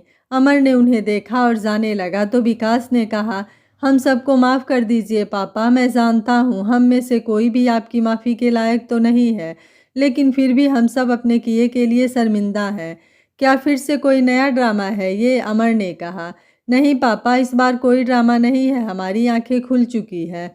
हमने आपको बहुत दुख दिए, बेइज्जत किया, लेकिन बदले में आपने हमेशा हम सबको प्यार दिया। बस इसी ने हम सबका दिल पिघला दिया। हमें माफ़ कर दो पापा। रवि ने अमर के हाथों को पकड़कर कहा, हाँ पापा जी, हम सबको माफ़ कर दीजिए। दोनों बहुओं ने अमर के पैरों में गिरते हुए कहा, अरे अरे ये क्या कर रही हो तुम दोनों, घर की लक्ष्मी ऐसे पैरों में। ना बेटी, तुम्हें अपनी गलतियों का एहसास हुआ वही काफ़ी है। मैंने तुम सबको माफ़ किया, आओ अंदर चलते हैं। अमर ने दोनों बहुओं को उठाते हुए कहा। पापा ये लो, विकास ने डिब्बा अमर की ओर बढ़ाकर कहा। ये क्या है? अमर ने कहा, आपको माँ के हाथ की बनी खीर बहुत पसंद है ना? माँ तो अब नहीं रही, इसलिए हम चारों ने मिलकर इसे आपके लिए बनाया है, विकास ने कहा। अमर ने सुना तो उसकी आंखों में आंसू भर आए। उसने सोचा भी नहीं था कि बच्चे इतना बदल जाएंगे। उन्होंने मुस्कुराते हुए डिब्बा लिया और खोलकर सूंघते हुए कहा, हाँ खुशबू तो बहुत अच्छी आ रही है। तुम सब अंदर हॉल में चलो, मैं आता हूँ।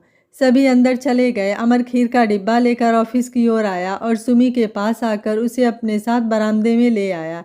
क्या बात है अमर? सुमी ने कहा। मेरे बच्चे मुझसे मिलने आए हैं सुमी, और उन्होंने अपने किए के लिए मुझसे माफ़ी भी मांगी है, और ये देखो मेरे लिए अपने हाथों से बनाकर ये खीर भी लाए हैं। अमर ने खुशी से भर कर कहा। मुझे तो कुछ गड़बड़ लग रही है अमर, सुमी ने सोचते हुए कहा। कैसी गड़बड़? अमर ने कहा। इस तरह अचानक उनका अच्छा बन जाना मेरे मन में शक पैदा कर रहा है। अमर, अगर उन्हें अपनी गलती का एहसास होता तो आज तुम यहाँ नहीं होते, सुमित्रा ने कहा। कैसी बातें कर रही हो सुमी, बच्चे सच में बदल चुके हैं। देखो मेरे लिए खीर लाए हैं, अमर ने कहा। जरूर उन लोगों ने इस खीर में कुछ ना कुछ मिलाया है, सुमी ने कहा। बस सुमी, बहुत हो गया, तुम उन पर शक करती ही जा रही हो। कोई बच्चे अपने माता पिता के साथ इतना घिनौना काम क्यों करेंगे? अमर ने गुस्से से कहा। मैं सच कह रही हूँ अमर, जैसा उन्होंने बर्ताव किया है उसे देखते हुए मैं उन पर भरोसा नहीं कर सकती। आज से पहले तो वो लोग कभी कुछ नहीं लेकर आए, फिर आज अचानक, सुमी ने कहा। मुझे अपने बच्चों पर भरोसा है, अमर ने कहा। अमर की बात सुनकर सुमी ने उसके हाथ से खीर का डिब्बा लिया और कहा, अगर ऐसा ही है तो फिर इसे मैं खा लेती हूँ। अगर तुम्हारे बच्चे सच्चे हुए तो मुझे कुछ नहीं होगा। ये क्या पागलपन है सुमी? अमर ने उसे रोकना चाहा, लेकिन तब तक सुमी खीर के डिब्बे को मुंह में लगा चुकी थी। उसने आधी खीर खाई और बाकी डिब्बा फेंक दिया ताकि अमर न खा सके। उसकी आंखों में नमी उतर आई तो अमर ने उसके चेहरे को अपने हाथों में लेकर कहा, बच्चे सच में बदल चुके हैं सुमी। सुमी ने अमर की आंखों में देखा और कहा, अगर वो बदल चुके हैं तो मुझे तुमसे हारने का जरा भी दुख नहीं होगा अमर। अमर सुमी को वहां छोड़कर अंदर चला गया और सुमी की नज़र जमीन पर बिखरी खीर पर चली गई। सभी मुख्य हाल में अपने परिवारों के साथ बैठे थे। अनुज ने स्टेज पर आकर सबका अभिवादन किया। सुमित्रा और अमर मुख्य अतिथि थे, इसलिए वहीं कुछ लोगों के साथ स्टेज पर बैठे थे। अमर के घर वाले बिल्कुल सामने बैठे थे और मुस्कुरा रहे थे। अनुज ने वर्षगांठ पर लेकर सबसे बातें की और फिर अमर से कहा, अंकल, मैं चाहता हूँ आज आप हम सबसे कुछ शब्द कहें। अमर अपनी जगह से उठकर माइक के पास आए और अपना गला साफ करके कहने लगे, सबसे पहले तो मैं आप सबका तहे दिल से शुक्रिया अदा करना चाहता हूँ कि आप सब इस खुशी में शामिल हुए।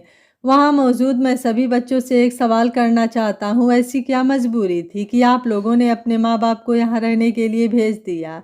अमर का सवाल सुनकर सभी खामोश हो गए। कुछ की गर्दन झुक गई तो कुछ इधर उधर झांकने लगे। ये सब देखकर अमन ने कहा, शायद इसका जवाब आपके पास नहीं होगा। एक दंपत्ति की जिंदगी का सबसे खूबसूरत पल वो होता है जब उनके जीवन में एक संतान आती है। बड़े नाजों से वह दंपत्ति उसे पालता है, पोसता है, उसकी हर ख्वाहिश को पूरी करता है, खुद भूखा रहकर अपने बच्चों को खिलाता है। एक पिता दिन रात कड़ी मेहनत करता है ताकि उसके बच्चे सुख से रह सकें, उन्हें अच्छी शिक्षा दिलाता है।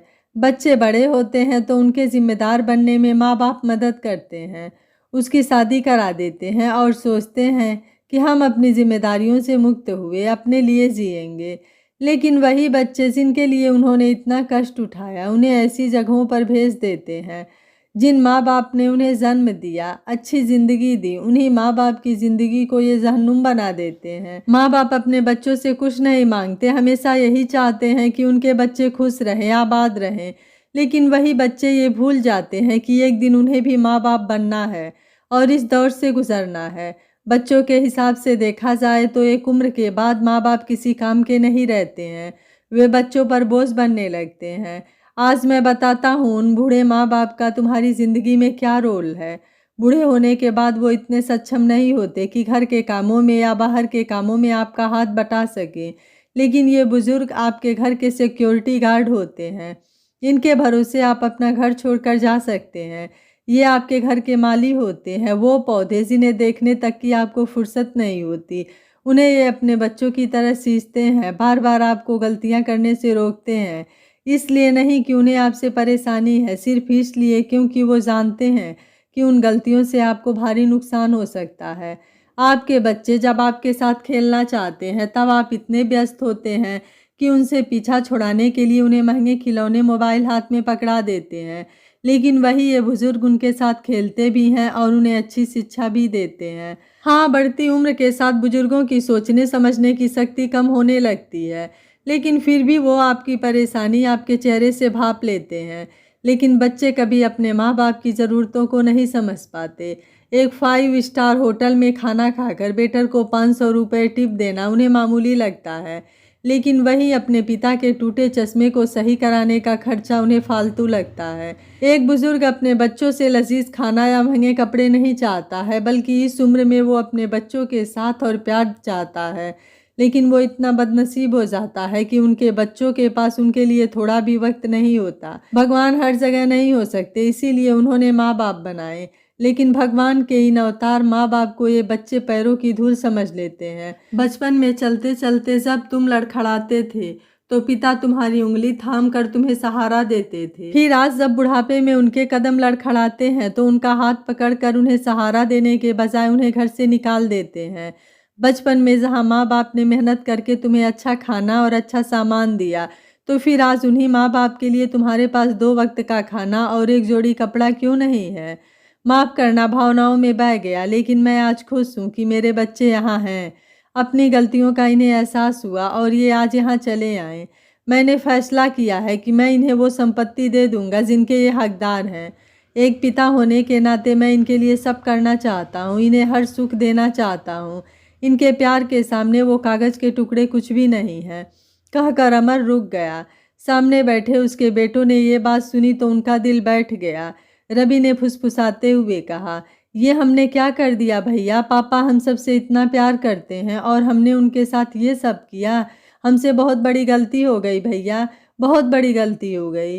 विकास की आंखों से आंसू बहने लगे। अमर ने आगे कहना शुरू किया, अंत में मैं अनुज और सुनिधि जी का शुक्रिया अदा करना चाहता हूँ, जिन्होंने हम सबको ये छत दी, जीने की वजह दी। सामने बैठे बच्चों से कहना चाहूँगा कि माँ बाप कभी बोझ नहीं होते हैं। इनके प्यार और साथ से आपकी ज़िंदगी खुशियों से भर जाएगी, बस ज़रूरत है इन्हें समझने की। किसी को मेरी बातों से ठेस पहुँची हो तो माफ़ी चाहता हूँ। अमर ने हाथ जोड़े और अपनी कुर्सी की ओर बढ़ गए। वहाँ सामने बैठे सभी बुजुर्गों की आंखें नम थी और बच्चों के सर शर्म से झुके हुए थे। उन सबको अपने किए पर बहुत पछतावा था। प्रोग्राम खत्म होने के बाद सभी खाना खाने लगे। आज सभी बच्चे अपने अपने पेरेंट्स के साथ थे, उन्हें अपने हाथों से खिला रहे थे। कोई आंखों में आंसू लिए अपने किए की माफ़ी मांग रहा था, तो कोई गले लग गिले शिकवे भुला रहा था।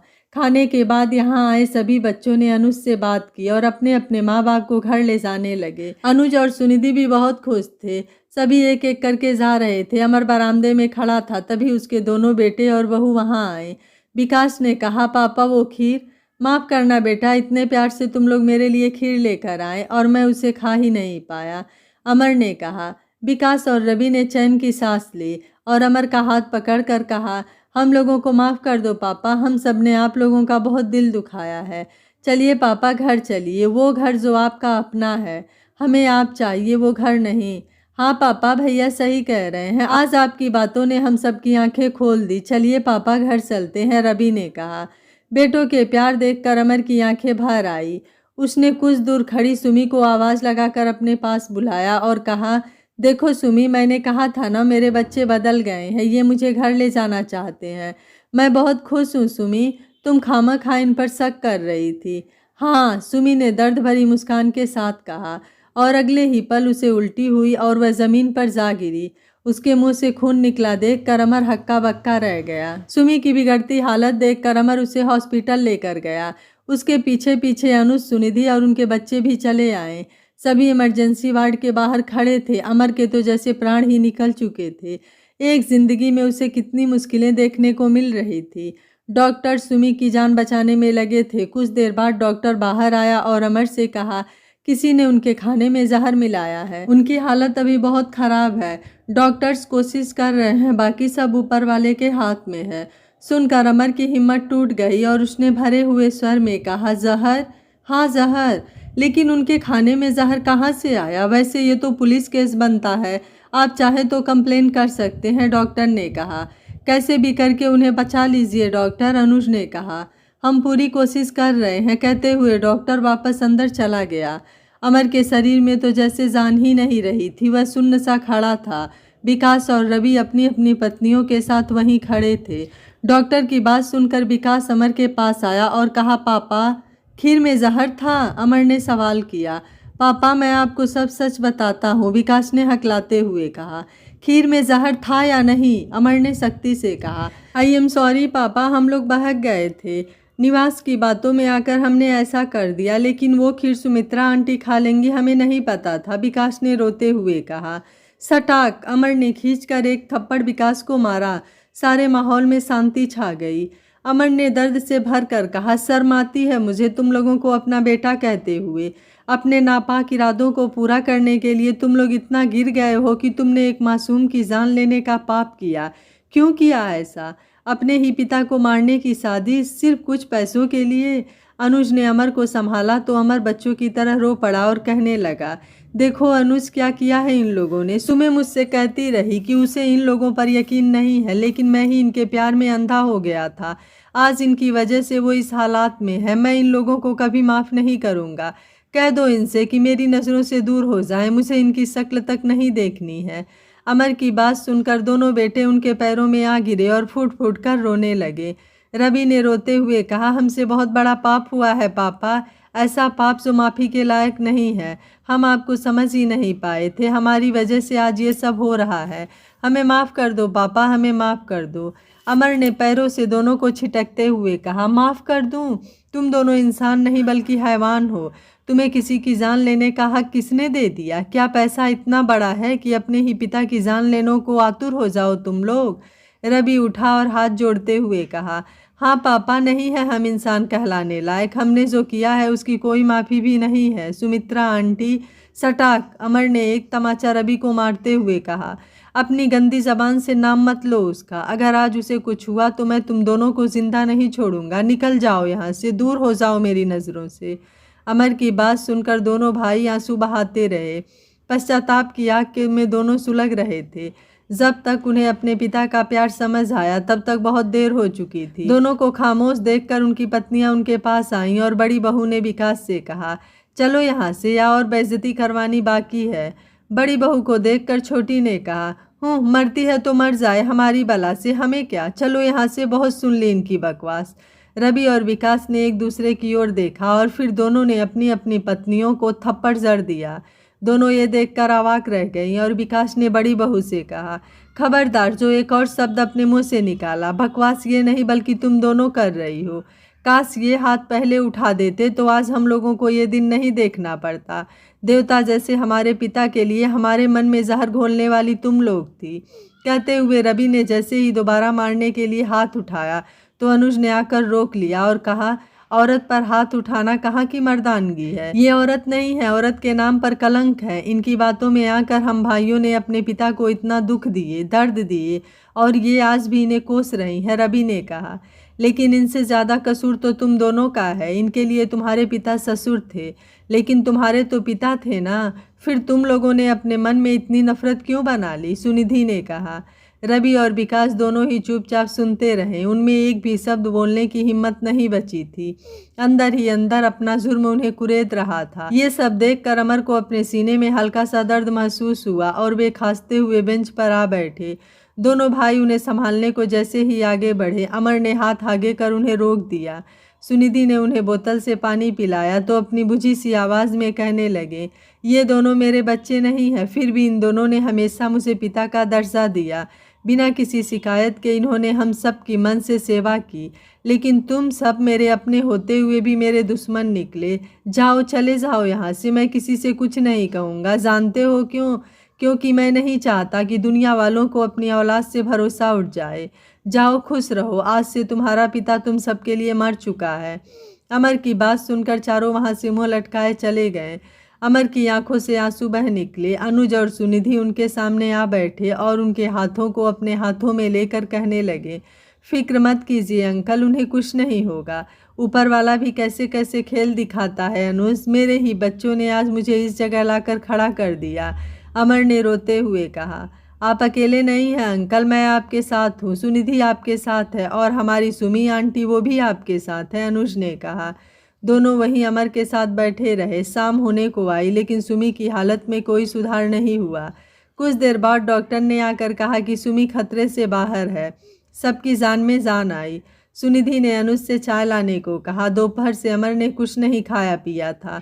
अनुज चाय ले आया। सुनिधि के जिद करने पर अमर ने 2 घूंट चाय पिया और फिर अनुज से कहा, बेटा तुम और सुनिधि अब घर जाओ, दोपहर से यहीं हो, थक गए होंगे, घर जाकर आराम करो। और फिर सुनिधि बिटिया का भी इस हाल में यहाँ रहना ठीक नहीं है। जाओ, तुम दोनों घर जाओ, सुमी का ख्याल रखने के लिए मैं यहाँ हूँ।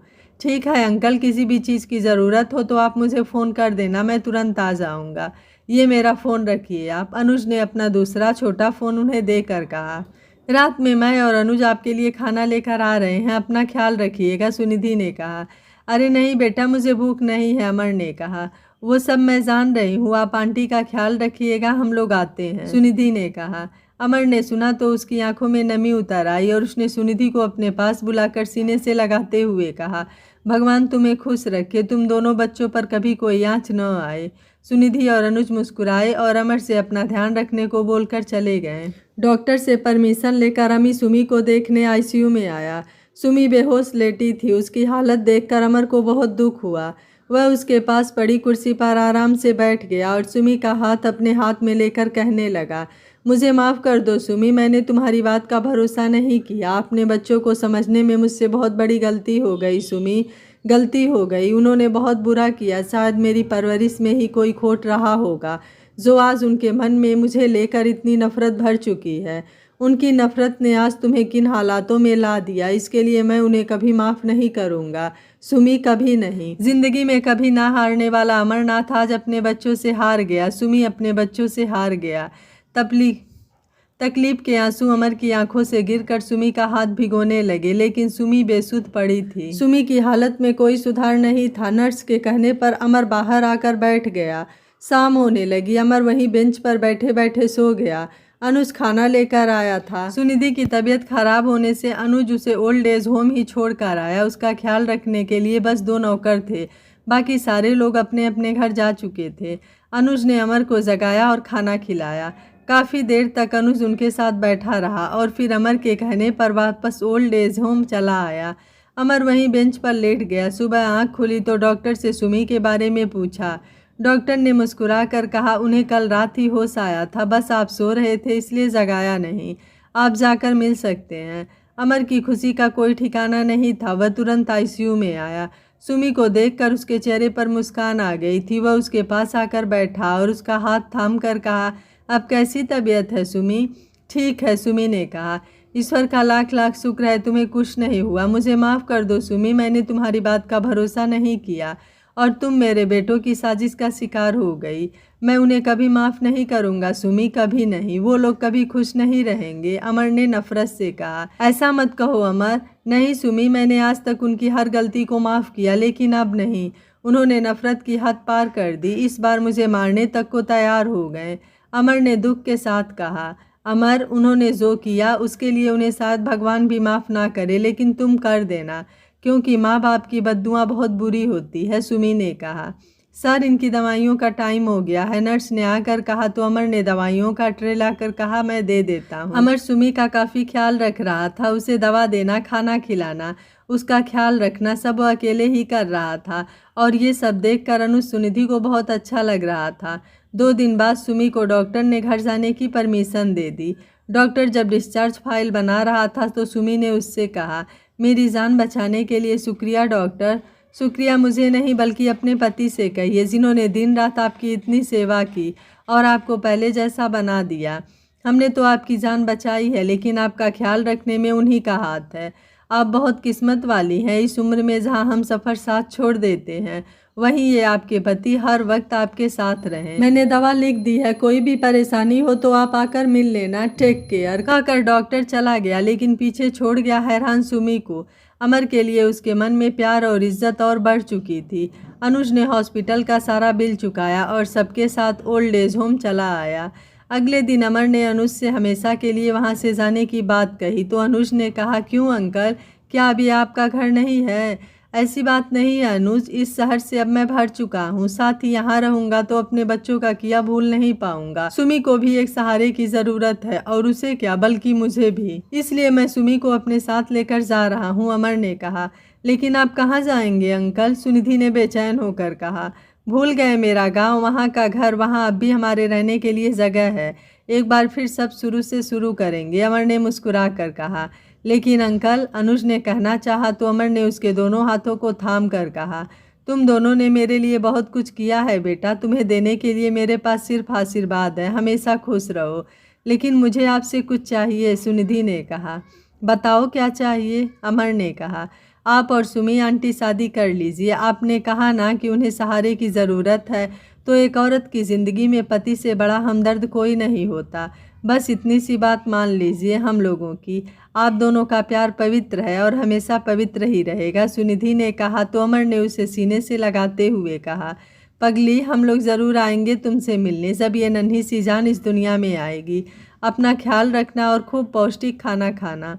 अनुज भी उनके गले लगा और कहा, आप दोनों भी अपना ख्याल रखना। अमर ने सुमी से अपने मन की बात कही तो सुमी ने मान लिया। वो अमर को आज भी उतना ही चाहती थी, उसे ना नहीं कह पाई। दोनों ने शादी कर ली और अमर के गांव चले आए। कुछ ही महीनों में सब अच्छा हो गया। अमर ने अपने आधे खेतों को बेचकर उसके पैसों से घर की मरम्मत करवाई और बाकी पैसों से एक डेयरी फार्म खोल लिया। गांव के लोगों को उसमें रोज़गार भी मिल गया और अमर का काम भी चल पड़ा। सुमी ने भी घर के बाहर बगीचे में सब्जियां उगाना शुरू कर दिया। गांव में वह सबको अपनी उगाई सब्जियां मुफ्त में बड़े ही प्यार से दे दिया करती। अमर और सुमी के मृदुल स्वभाव के कारण सभी लोग उनका सम्मान करते थे और हर वक्त उनकी मदद के लिए तैयार रहते थे। महीनों गुजर गए, अमर शहर नहीं गया। उम्र के आखिरी पड़ाव में दोनों एक दूसरे के साथ थे और खुश थे। एक सुबह सुमी ने अमर से अपने साथ मंदिर चलने को कहा।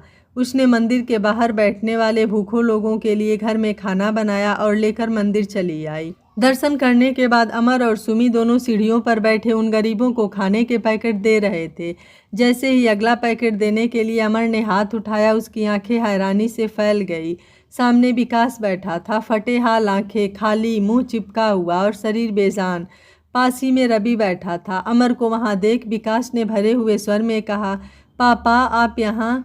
सुमी ने उन्हें देखा तो दोनों को वहां से उठाकर मंदिर के बरामदे में ले आई।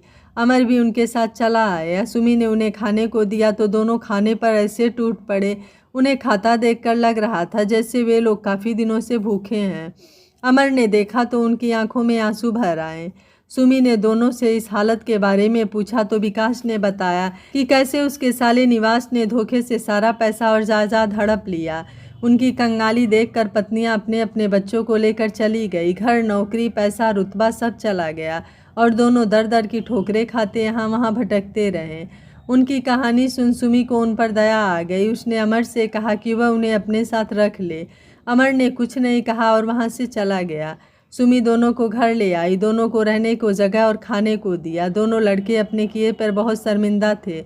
उन्होंने अमर के पैर पकड़ लिए और फिर माफ़ी मांगने लगे। अमर का भी दिल पिघल गया। दोनों लड़के वहीं रहकर डेयरी पर काम करने लगे। उनमें आए बदलाव देखकर अमर भी हैरान था। दोनों मेहनत से अपना काम करते, अमर की बात सुनते, उसकी सेवा करते, बिना अमर की इजाज़त के कुछ नहीं करते। डेयरी का सब हिसाब किताब अमर को सौंपते। उन्हें इस तरह देखकर अमर को बहुत खुशी हुई। उन्होंने दोनों बहुओं और बच्चों को भी अपने पास बुला लिया। दोनों बहू भी अमर और सुमी के पैरों में आ गिरी और अपनी गलतियों की माफ़ी मांगने लगी। अमर का उजड़ा हुआ घर फिर बस गया। सभी हंसी खुशी रहने लगे। पर न जाने क्यों अमर को हमेशा एक कमी खलती रहती थी। एक शाम उसे खत मिला कि सुनिधि को बेटा हुआ है और उसके जन्मोत्सव में अमर और सुमी को बुलाया है। अमर और सुमी ढेर सारे तोहफे लेकर वहां पहुंचे तो उनकी खुशी का ठिकाना नहीं रहा। ओल्ड एज होम के सभी सदस्य वहां मौजूद थे। सब इस जन्मोत्सव में आए थे। अमर और सुमी सबसे मिले। सब अपने अपने बच्चों के साथ खुशी खुशी जी रहे थे। सब ने अनुज और सुनिधि के बेटे को तोहफे और आशीर्वाद दिया। कितने महीनों बाद सब साथ थे। सब ने जश्न मनाया, खूब बातें हुई। मोहन और जगन तो अमर को बहुत छेड़ रहे थे कि आखिर उसने सुमी से शादी कर ही ली। अगली सुबह सभी एक एक करके वापस निकल गए। सबके बाद अमर और सुमी भी चले गए। अनुज और सुनिधि अपने बच्चों को गोद में लिए उदास से बरामदे की सीढ़ियों पर बैठे थे। उन्हें बिल्कुल अच्छा नहीं लग रहा था। चलते चलते अमर रुका तो सुमी ने कहा, क्या हुआ? ऐसा लग रहा जैसे कुछ छूट गया है। हमारी असली खुशी गांव में नहीं, इस ओल्ड एज होम में है। सुमी उन बच्चों के साथ, उन हम उम्र दोस्तों के साथ। आज सुमी लौट चलते हैं वापस अपनी उसी दुनिया में। अमर ने बेचैन होकर कहा।